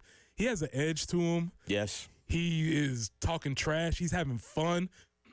He looks like he enjoys playing. Because half the time when you watch Kawhi Leonard play, KD play, they don't even look like they're having fun playing basketball. It doesn't look fun to them. But when you watch Ant-Man, he's smiling. He's dunking on people. He's throwing the DX sign, which is probably ill-advised. He's doing a lot of things that it's just like, all right, I think I could get on board with this guy. You said it early in the season, like, you might be on your way to getting on board. He's got to stop talking. Like, that's part of the charm. He's because I want to like him so much, and then he does these little dumb things where you're like, man, that's a bad look. That's such a bad look. And the other day they interviewed him when they went up 3-0. Of course, then they ended up finishing off the Suns the other night. But after they went up 3-0 and they were talking about him, and he's like, I just want to kill everything in front of me. And I was like, I got it. Just poor wording, man. Poor wording. Just settle down a little bit. So the NBA is like, all right, so we have Ant, who could say anything, and Joker, who's going to say nothing. Yeah. How are we going to figure this? We're just going to let these two play basketball. Ant, he was talking about his favorite player, and this was amazing. It was really interesting. His favorite player growing up was KD. And he was like, it was just such an honor to play in front of KD, and I was just so glad to share the court with him, but I had to send him home. Yeah. Get out of here. And that's the attitude that you didn't hear from a lot of those. Steph was a great guy. Klay didn't talk. Kawhi, we don't even know what his voice sounds like. Quiet storm. Exactly. KD always seemed like he was grumpy about something. And so as that crew moves themselves out of the way for the young guys that are coming in, I'm feeling like an entertaining brand of basketball is happening around the league. You got the Knicks. Jaden Brunson's out there. It's kind of like the old school New York Knicks guys. Tom Thibodeau's rough around the edges. Things are getting interesting in the NBA. Yeah, Knicks are up 3-1. The Pacers are going to knock off the Bucks. Bucks are without Antetokounmpo and now Damian Lillard. I feel like Dame is part of that crew. We are heading for one of those old school Knicks Pacers round 2. Yeah, you get some Timberwolves Nuggets. By the way, they will play each other in the second round. Just don't know when it will start because they got to let the first round completely wrap up, and this is where the NBA playoffs gets really odd and interesting. It takes like a month to play the first round because of the way they do this thing. But yeah, I am excited about that series. Timberwolves Nuggets will be a phenomenal series, and like I said, they have Jamal Murray. He can make shots. It's going to be very interesting. I'm just glad the young cats have just ushered them out the way. Like, KD has been great. Go to your seat, please. Go fishing. Go find something else. Let the Young Bucks take charge. Tonight, Eastern Conference takes center stage. It'll be the Knicks and the Sixers at 7:00. The Magic and the Cavs, who nobody's even noted. We're not paying any attention to that. Magic are, they had all those draft picks, did all those things. They're just quietly there, just quietly hanging out. And right now, that series is tied 2-2. The Cavs are looking down at LeBron, being like, hey, we're still here. Where are you at? Don't need you anymore. And then the late game tonight, Bucks Pacers 9:30 tonight. That should be a cakewalk for the Pacers. There, they should knock them out. Maybe we'll get a Knicks Pacers second round and a Celtics. I probably wouldn't mind seeing the Magic. Little Celtics Magic. I know nothing about the Magic. They have Paulo. They have Ben Caro. There you go. Now, I couldn't name it. I know they have other good players. I just have no clue who it is. They've made the playoffs. They're here. That series is not as intriguing to me. The Knicks Sixers series is awesome. Also, since we're doing NBA Minute, how great is it to see Doc Rivers fail in the playoffs again? Just flailingly fall over because he's wildly overrated. We've known this, but some reason the Bucks just felt like, hey, I know how to fix this. Let's bring in Doc. He's the Doc. He knows how to fix it all. Doc must be great at interviews because... Oh, yeah. I'm sure he's got a great vision. He explains how he always gets a team to the playoffs, but then leaves off what happens in the playoffs. It's a great way of explaining how good you are. 803-404-6100. Again, Preston's got some home run sausage that I'll let you kind of explain that. The Twins are having a good time. And this is going to be about South Carolina baseball, Bill. But it hit me immediately as you and JC were talking. I figured out what the issue is. Ooh, I look forward to this. 803-404-6100. We'll get into that, get into a few other things here as we continue on 8:11 on your Tuesday morning. You're listening to the early game.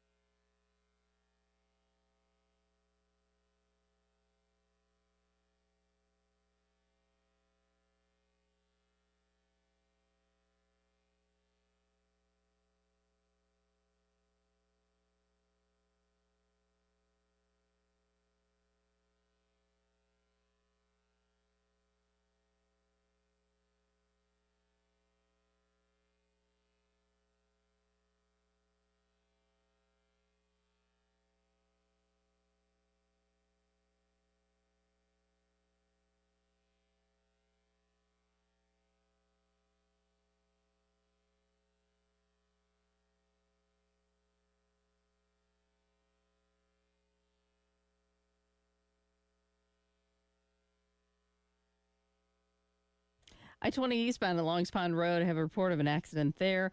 Also, Pond Branch Road at Neely Wingard Road, easy for me to say. Aside from that, we are looking at an accident also I-26 westbound at exit 115 and Kelly Mill Road at 25 Mile Creek Road. So do be careful out there this morning if you would. Might see some rain tonight, 7, 8 o'clock tonight, something like that. But our daytime high, we are looking at 83.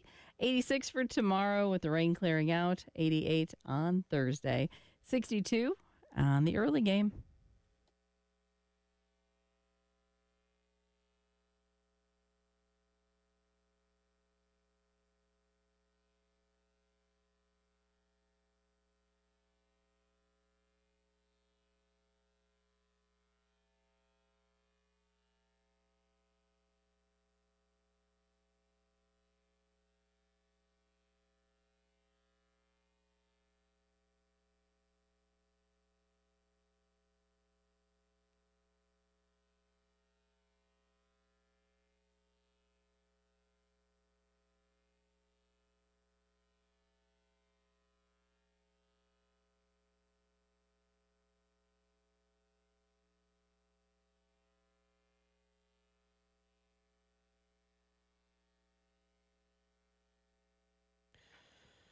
Eight zero 404-6100, how you can weigh in if you want to do so this morning. Want to remind you the craft beer card is back. You can spend $30 at 12 different craft beer locations. It's a $360 value, but you can get it for only $79. Go to 1075thegame.com.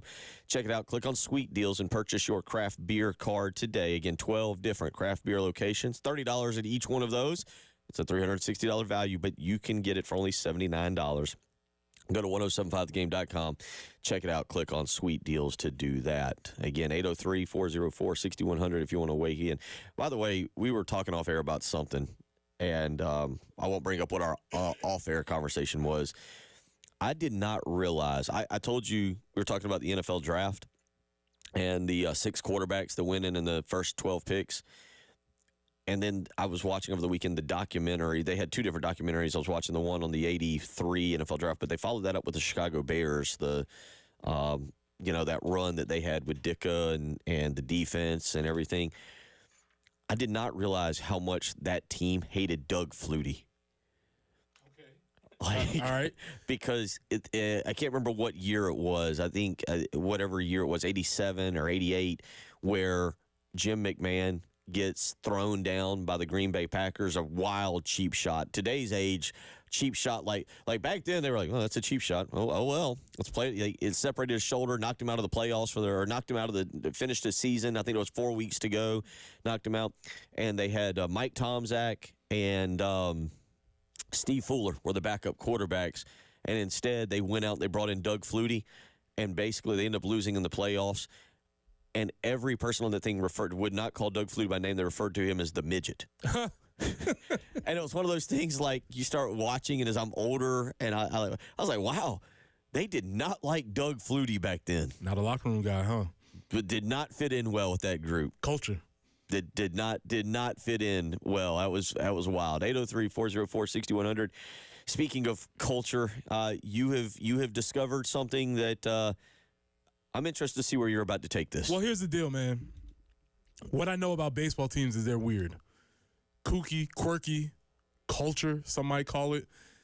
And apparently the Minnesota Twins have something that is happening with them. They have a token, I guess if you would like to call it that, or something along those lines, where they have decided that this is going to be our thing this year. And baseball teams do this, right? Baseball teams have been known to do this, and it's hard for me to explain it. So I'm gonna let the Minnesota Twins manager explain it. Jen, we have this cut here with the Twins talking about their home run sausage.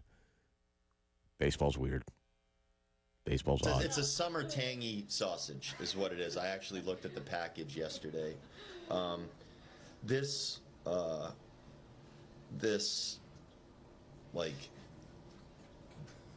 it's bringing us a lot of hits and runs and stuff. So I'm all for it. I mean, for anyone that hasn't been following, it's a substantial packaged, sausage that Jeffers has been carrying around in his bag and throwing at people when we score runs and hit homers. So I'm all for it. I'm slightly concerned as I'm not even an adult, but slightly concerned as more of an adult than maybe some of the people in the other room, that the package is going to open up and the thing hasn't been refrigerated in many days. And there's no doubt that when that thing opens up, whoever's touching it is in deep trouble. That thing is there's no doubt in my mind that we are carrying around something that is very, very unhealthy to the human body. Well, as it turns out, it was a summer sausage, and thanks to that man, Kyle Farmer. And here's Santana last night celebrating, and then look at the toss. That's what he had in his hand. And that got us wondering, and being that we are credentialed journalists, we had to dig into that one a bit more today. And sure enough, Kyle Farmer had an endorsement deal with the meat company in Mandan last year. And it went so well, then as a thank you, they sent Farmer a care package early this season. All right, let's get back to the sausage. Okay. Then we go right there. I feel like. And if you see that sausage, it is summer sausage. It is the diameter of that's 2 inches. I mean, if they're throwing at somebody, somebody's going to get binged. Whoa. Okay. Yep. This is baseball, Bill. It's pretty early. Baseball. It's pretty early in the season for this to be happening, but this is baseball. And this is what we're trying to figure out. If you didn't hear all of that, if you didn't catch what was happening, the Twins are 15 and 13 for the year if you haven't been on Twins Watch. 15 and 13, but apparently things are heating up.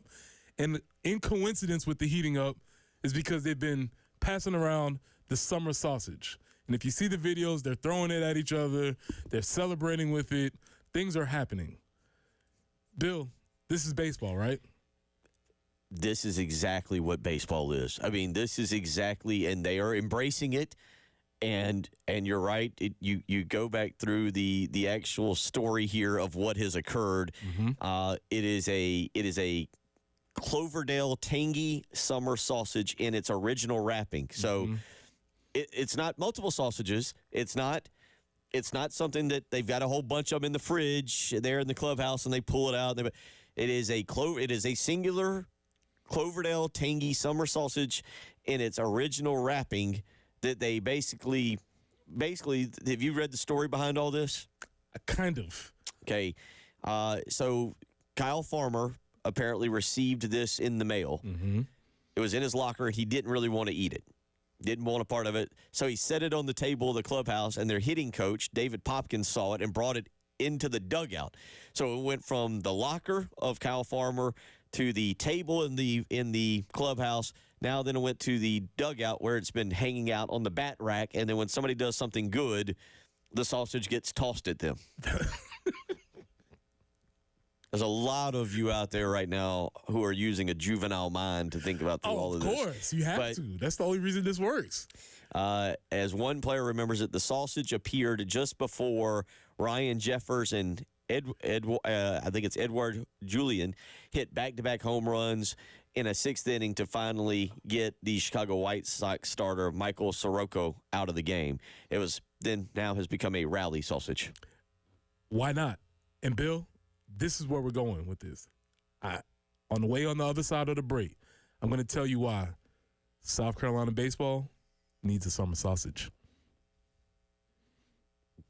Well, they've had Reptar, the fish. They did the.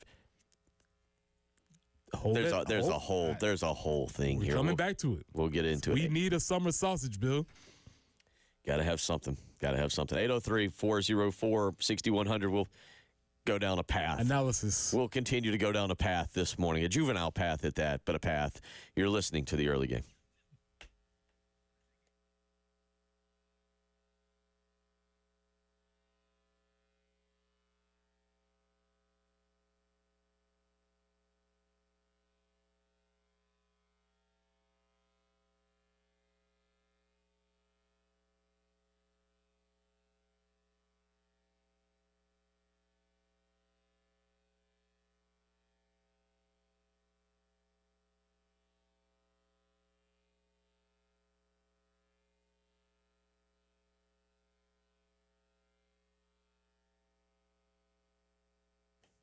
Bill Gunner for the Mortgage Guru, Jacob Crowder with First Palmetto Bank. Jacob is the mortgage guru in this market. I know that to be a fact. I used him just a few years ago to secure a great loan. There was no problems with the paperwork. He did a phenomenal job getting everything taken care of, which made closing a breeze. He'll do the exact same for you. And First Palmetto Bank, well, they're locally owned and operated right here in the Mills, which means Jacob has local decision makers for quick and precise underwriting. If you've been thinking about purchasing a home, if you've been thinking about building a home, you need to see what options Jacob Crowder and First Palmetto Bank can offer you. Give the Mortgage Guru a call today, 803-719-1005. That phone number again to call Jacob Crowder, 803-719-1005. So if you're thinking about building, if you're thinking about buying, or you're thinking about refinancing, it's time to call the Mortgage Guru, Jacob Crowder, 803-719-1005.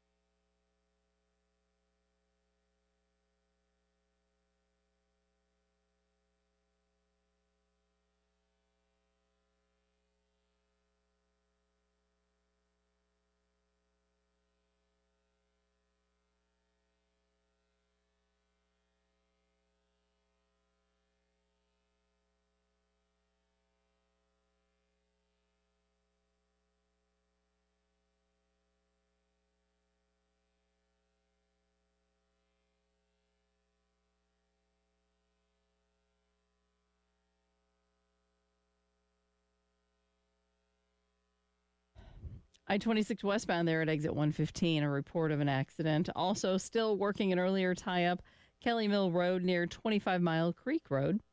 Long Pond at I-20 and also Old Chapin Road at Oak Haven. Old Cherokee Road at Old Chapin Road. So a couple accidents that is, within about a mile of each other there on Old Chapin. And then Palm Branch Road at Neely Wingard Road, an accident there. So do be careful this morning. We're hoping your Tuesday morning would be a little more flawless than this. We're looking for a high today of 83. Some storms might be popping up about 7 or 8 tonight. 86 with clouds tomorrow, and the sun's back out for Thursday, and a high of 88. Right now, it is 62 on the early game.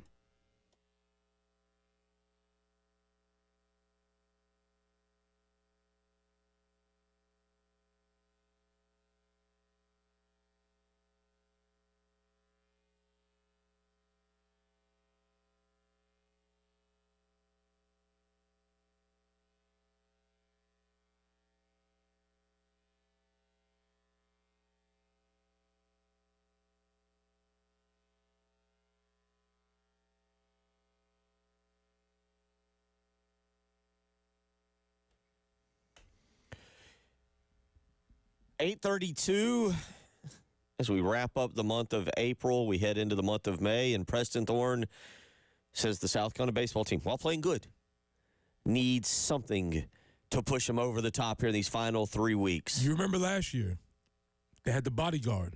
David Cromer. Forgot about that. He was the bodyguard. He was standing behind Coach Kingston, menacingly with the sunglasses, arms folded. It was a thing for a long time. It was the best bit going in baseball last year. I believe they tried to carry it over this year, but that violates the rule. You can't bring last year to this year. We don't do that. It's a 1-year thing. To my knowledge, they may have something brewing, and you can't. It has to happen organically. But this team doesn't have the thing. Like you said, what did those teams have? They had the Raptor. Reptar, I believe. Reptar, they had him. Every great baseball team has a thing that happens throughout the season. Now, to my knowledge, it might be there. We haven't seen it publicly yet. Where they have now, you can't create it either. That's where it gets that's weird. the other part. It's It has to be organic, like the Twins, summer sausage. Sure, they didn't come into the season thinking we're going to be the summer sausage team this year, but you have to have something, and that's all I'm saying. That's the thing that I think is missing from the team. They're playing fine, they're good, but they do not have the thing yet. Once they get the thing, they'll be on their way. Interesting. Mm-hmm. Because, I remember the team where they kept assembling cups and things like that, and they made, what all? Made a bat. There was, I think, a spirit stick or a lucky stick or something like that. Yeah, they had a weird seance. Mm-hmm. They had the seance, and then didn't one team have like a goldfish that kept dying? That was Reptar. Oh, that was Reptar, yeah. So that's Reptar. I think there was multiple Reptars there had to be. But not, like I said, I think there was something like some binoculars out of cups. Like they kept creating things out of cups. It has to happen organically. That just shows that the team is in sync. We haven't had that yet for this team. So while there's still time for it to happen. But all I'm saying is great teams will have something. That's the main thing that's missing. Sure, they haven't been converting with runners in scoring position. Fine. The ERA may not be what they wanted to be, but I challenge that there's one thing missing, and that's the thing. And these things usually come, in all honesty, they because baseball is boring. And I mean that in a very nice way, because when you do it professionally and you have 162 games, and it's kind of like the Braves. The Braves wrapped up on Sunday against the Guardians, and then I can't imagine this lifestyle. We were talking about rock and roll off air, but like being a professional baseball player, you wrap up a game and then you got to fly all the way across the country. Mm-hmm. And the Braves flew to Seattle, and you fly out there. I'm sure millions of dollars for whatever nice plane they have, unlike the old Cleveland Indians in Major League Baseball, where there was plenty of little things that they created in that movie there to push them through. But you fly out there, then you got to play a game last night against the Mariners. You got to play another game tonight. You're going to play a game tomorrow, and then you're going to take Thursday off and go down to Los Angeles. Like, it's monotonous. It's long. It's boring. As fans, we can check in and check out. Oh, I'm in for 2 weeks. Oh, I'm out for 2 weeks. But as a baseball player, you got to be in for, April, May, June, July, August, and then depending on where your team is. So you get bored. Well, in college, now you're out of school. Maybe that's it. Now you're out of school. You don't have the everyday routine of, I got a baseball game or practice, but I also got to go to class, and then I got to do maybe study hall, and then I got to go, eat dinner. You got guys who are waking up today, and they're like, oh, what am I going to do? I get practice in a few hours. So Mark Kingston and his staff love it. Like, oh, come on, We got lots of video we got to watch. We got lots of practice we got to have. Meetings, yes. Yeah, meetings to set up. And this is where things can go sideways because now your attention is not deterred to, I got economics 101 today. Oh, I don't have an exam coming up. No, I'm just focused on baseball. So now you start to notice things. So maybe you walk into the ballpark and there's a half-eaten apple or something that's in the dugout. You're like, what's going on here? Oh, that's the good luck apple. I have pulled up the Cloverdale original tangy summer sausage, by the way. Okay. On Amazon. $17.99 if you want to order it. Apparently multi-purpose sausage here. It's a 28-ounce gluten-free, no added MSG summer sausage. Okay. Looks pretty good. I'm trying to find out, because this is the other part of this, because they were joking. This sausage, it's still in the packaging.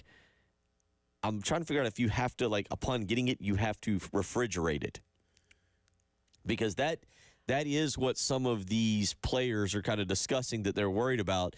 As they say, they're not promoting Cloverdale's tangy summer sausage. I don't think this is how they thought this promotion was going to go. They are also basically saying, this thing does not look healthy. They are not promoting it in a good way. Listen, this all I'm saying. All I'm saying is this team will be fine. They'll win games, they'll lose games, but until they get a thing, it's not going to happen. But you can't make it a thing. That's where it gets weird. Yeah, you don't show up and tape a baseball to the bat and be like, our new... Yeah, it doesn't work like that. It just has to happen. And then everybody, because you said, it's just built because there's so much downtime. In really any sports. There's just a lot of time. You just get a bunch of people hanging out together. Stupid stuff will happen. And this is it just has to be built organically within the team. So that's what I'm looking for. When that happens. Now, what if something funny happens with a chicken wing? You can't really use that with the Gamecocks, right? It can be whatever. Yeah, it can be. I think everything's on the table. Okay. Everything's on the table. That wouldn't seem somewhat sacrilegious or anything. It might be a little bit, but you can spin it any kind of way. You might bring a bag of bones. I don't know. That's why it's so weird, because I'm sure summer sausage was not on the bingo card this year. Somebody text in a reminder, because I'm thinking the goldfish thing was something that they just brought it along for a bus ride somewhere. Once it happened, I forget which player it was, but he'd gotten the goldfish, and it ended up coming to the park. But it did make at least one bus trip. And here's the other key to these things: it has to mildly annoy the manager of the team. I was going to ask, it can't be with permission. It just has to be done, and then he's looking like, come on, guy, again. Where the manager's almost pulling for a losing streak, so you can. Can we stop this foolishness? We lose please? 3 in a row. I can ban that thing I can get rid of it. Yeah, and then begrudgingly he just kind of gives into it. He's like, all right, where's Reptar, whatever, and then it just kind of just happens like that. So you can't go up and ask permission like, excuse me, coach, can we do this thing? No. You just have to do it, and then it builds upon itself. There's a couple of key things. So again. 803-404-6100. Have you ever been a part of any of these things with your teams? Silly rituals that have developed as teams go? Because that's what makes a solid team. I'm convinced if your team doesn't have a ritual or something silly going on within it. So did y'all have one in 2000 or 2001? We just had a lot of we just had a bunch of jokesters. There was a lot of just reoccurring jokes that were happening. It's almost like a sitcom. And here comes the goofy, here comes Kramer or something. It's like silly things that just happen over and over again. Like Lou Holtz would kind of semi-regularly get knocked over during practice, and they would play the video on the night before. They would make sure to play the video, the video team was in on all of this. Shout out to my guys if you're listening. So they would play the videos before Lou Holtz came in, so we'd be laughing, and he kind of walk in like, oh, everybody's in a good mood today. Nobody would tell him what was happening, but probably 3 or 4 times throughout the year, he'd get knocked over, and it's just funny stuff. It's gags. It's just things happening throughout the year. He got up. He was fine. Yeah, you just spend so much time with the people. It's like, you have to do something. Yep. That's all I'm saying. So anything that's I'm open to hearing. Anybody that's had some of these things happen with your teams, because I would venture to say, because it only can happen with good teams. Because if your team is bad, the manager squashes it immediately. It's totally sloppy. Yeah, you can't do it. Well, that was because South Carolina initially back. There goes Don. Hey, coach. Hey, coach. Oh, What's going on? Yeah. Coach and champ. Crossing the street, yeah. Sorry, It's amazing. It's kind of had the coach. It's just kind of fun to It's watch. actually her kind of just be- amazing that dog's in decent shape, given that I never have seen that dog walk. And there goes the wild Dawn Staley in the wild, like I a know. safari hunt. Yeah, like yeah. just now. Seriously, I mean, she's been so busy doing so many Man. things. She's been at Disney World. She was giving a pep talk to Minnie Mouse. Does she have? How does she do this? Is there a clone? Because I saw her in Paris. She was in With Asia. Philadelphia, sitting next to Allen Iverson at the basketball game. Pep talk to Minnie Mouse. I see her tweeting, talking about "Let's go, guys!" Watching the game on Friday night, the baseball game. Yeah. And then I think that was her. Maybe I was her clone or representative. Now Right. she's walking across. That was Champ's Walker, Right. who just happens to look looks like. just like her. Yeah. Yeah. Stunt she's double. pretty- I don't know, but she's everywhere. Yeah, she's amazing. 803-404-6100. That happened. Sorry, See- didn't mean to get off No, track. no, but, that's perfectly fine. Because I'm sure those. Well, that's going back to what the women's team this year. I don't think they They were had their silly. thing, but they were silly, and that's what about drove Dawn nuts. Yeah, she And, couldn't take it. She was like, "Come on, guys, what are we doing?" like, yeah, she says you just walk in, they'd be talking, they just nonsense, talking nonsense. And she labeled it a daycare, basically, is what she called it, as opposed to last year where it was. And it worked. And like you said, it works if the team is doing well. the team is so doing that's well. the caveat of it. 803-404-6100. Well, welcome into what we do around here. We're here. Yeah, 803-404-6100. It's the early game.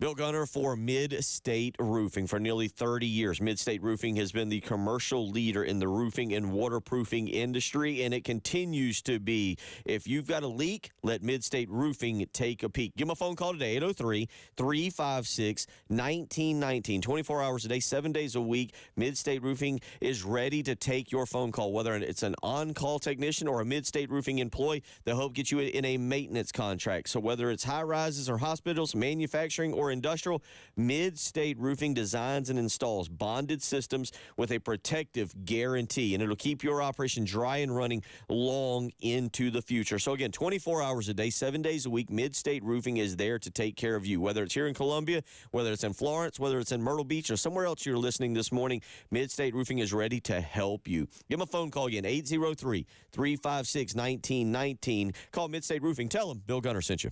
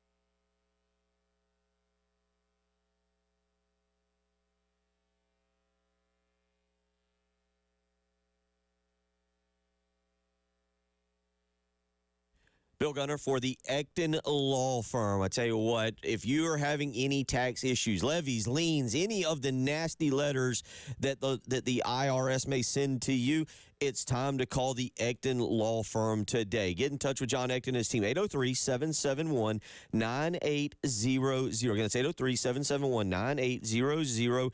They can get you a free consultation and explain to you how they have a local team dedicated to resolving your income or business tax issues for good. So go ahead, call the Ecton Law Firm today. Again, the IRS, well, they're planning to send out those dreaded notices of intent to levy in 2024, and with tax season now wrapping up, you do not want to receive one of those. Call the Ecton Law Firm today, 803-771-9800. Visit them on the web. That's ectonlawfirm.com. Tell them Bill Gunner sent you.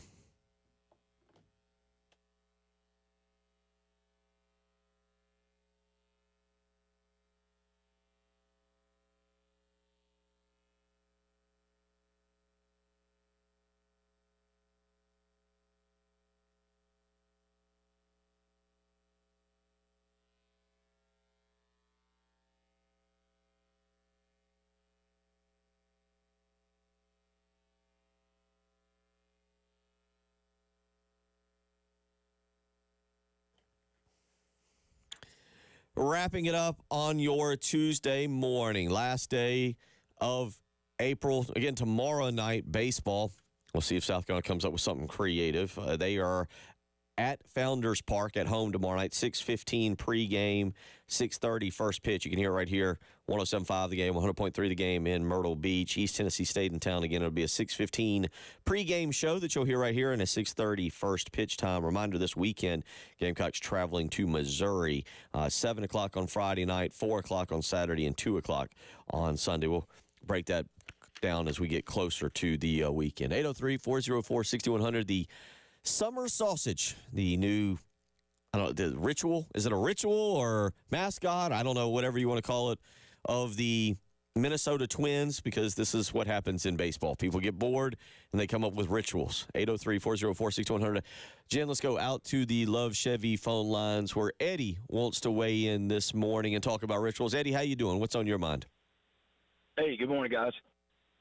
Morning. Can you hear me okay? We got you. Yes, sir. All right, good deal, man. Hey, a big shout out to my Wingate Bulldogs. Just so you know, we don't get many down here, but I played for Wingate back in the day, baseball, and for the guys that played the 80s, that played at all the AI small colleges, we crisscrossed the state in 15-passenger vans. That was our mode of transportation. So you guys being from the Carolinas, what do you see dead on the side of the road quite a bit in the Carolinas? Possums. That would be the possum. Yeah.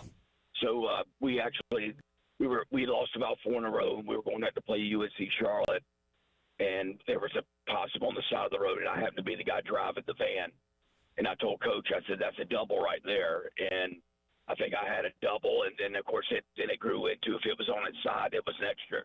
It was going to be 2 hits in the game. If it was on its back, it was a home run, and I think we routed off about 6 in a row. So that stuff really does happen. It's just the little things that get your mind off of everything going on around you, and then before you know it, it kind of takes the thing on its own, and we're buying freaking T-shirts and everything else for the stupid possum. And when the guy died, when our coach died, Coach Christopher, it actually came up during the, as we were talking about the different generations, the 70s, the 80s, and 90s. So anyway, I just heard that this morning to put a smile on my face. I thought I'd chime in for all of us small college players that had to crisscross all these back roads to the States. I think the guys can appreciate where I'm coming from. Good deal. Good sir. Ron Christopher Stadium, too, is where I looked it up, Wingate, real quick, 27 and 21. They could use a possum or something. They've lost 4 straight, unfortunately. Got swept by Catawba this past weekend. Beautiful story. That's exactly what we're talking about. You can't plan that. It just happens. Then all of a sudden, we're the possum crew. And we talk about possums 20 years later. That's exactly how it's supposed to happen. Yeah, that's something, like kind of as he mentioned. That, I mean, again, for us fans, we can check in and check out. We're involved. All right, now we're not involved. Baseball players, man, especially again this time of year when now there's no school, because again, at least that kind of gets your attention away from baseball, right? Like you think, oh man, I got to remember to go to this class or that class. I got an exam today. I got this today. Oh, and I got a baseball game. Now it's just, want to hang out by the pool for a few hours? Yeah. Go to practice? Yeah. And as you said, you're on a 15-passenger van somewhere in the middle of Shurburtt. Yeah. It's like, man, what are we doing? We have to figure something Back out. then, according to Eddie there made it sound like obviously that was pre-smartphone. So you've probably. And as he said, I think he was saying he's a player. That's also a funny story. He's driving the van. Yes. The coach is not driving the van. The coach is designated our caller there, Eddie. And so now all I can imagine is he's got the map out and you're crisscrossing through the back road. You've got the actual map and you're trying to turn it. Then you're having to refold it. It's the only thing you can relate to it. And I don't know how it was, but in 01 and 02, when you were prepping for the Outback Bowl and y'all didn't have exams and you're doing football practice. A lot of fun. Some of the best times because it was really just strictly football. And so yeah, those are some of the more. I was thinking about some of those practices we had, and you can it was just a different feeling. But the personality of a team starts to develop, and I do contend, man, every team that's successful has a distinct personality about it, and sometimes these silly rituals, whatever you want to call them, develop out of that. So I'm looking for this team to develop that thing. I don't know whether it's, you got the NHL, hockey beards are a thing. When every year this happens, and I think it's due to social media, I've sort of keyed in on it. But I think it's the Minnesota hockey playoffs, and every player gets introduced, and they have this really interesting haircut. It might be a mullet, it might be a fro hawk or something along those lines. Something has to happen because there's so much dead time when you're traveling with a team, when you're around a group of people for this amount of time. Something silly has to come out of it, or you just won't like each other. Just a couple texts that came in. Mm-hmm. And by the way, yeah, there's a couple. Who is transporting the sausage between games? Then many folks helping me. Summer sausage is a cured meat product, doesn't require refrigeration. Okay, good to know there. I think once you open it, though, maybe. Once you open it, yeah, it sounds fair. I don't know. Wouldn't want to find out. We'll do it all again tomorrow. We'll be back. We'll have more content similar to that. More summer sausage as we enter the month of May. Y'all have a great day.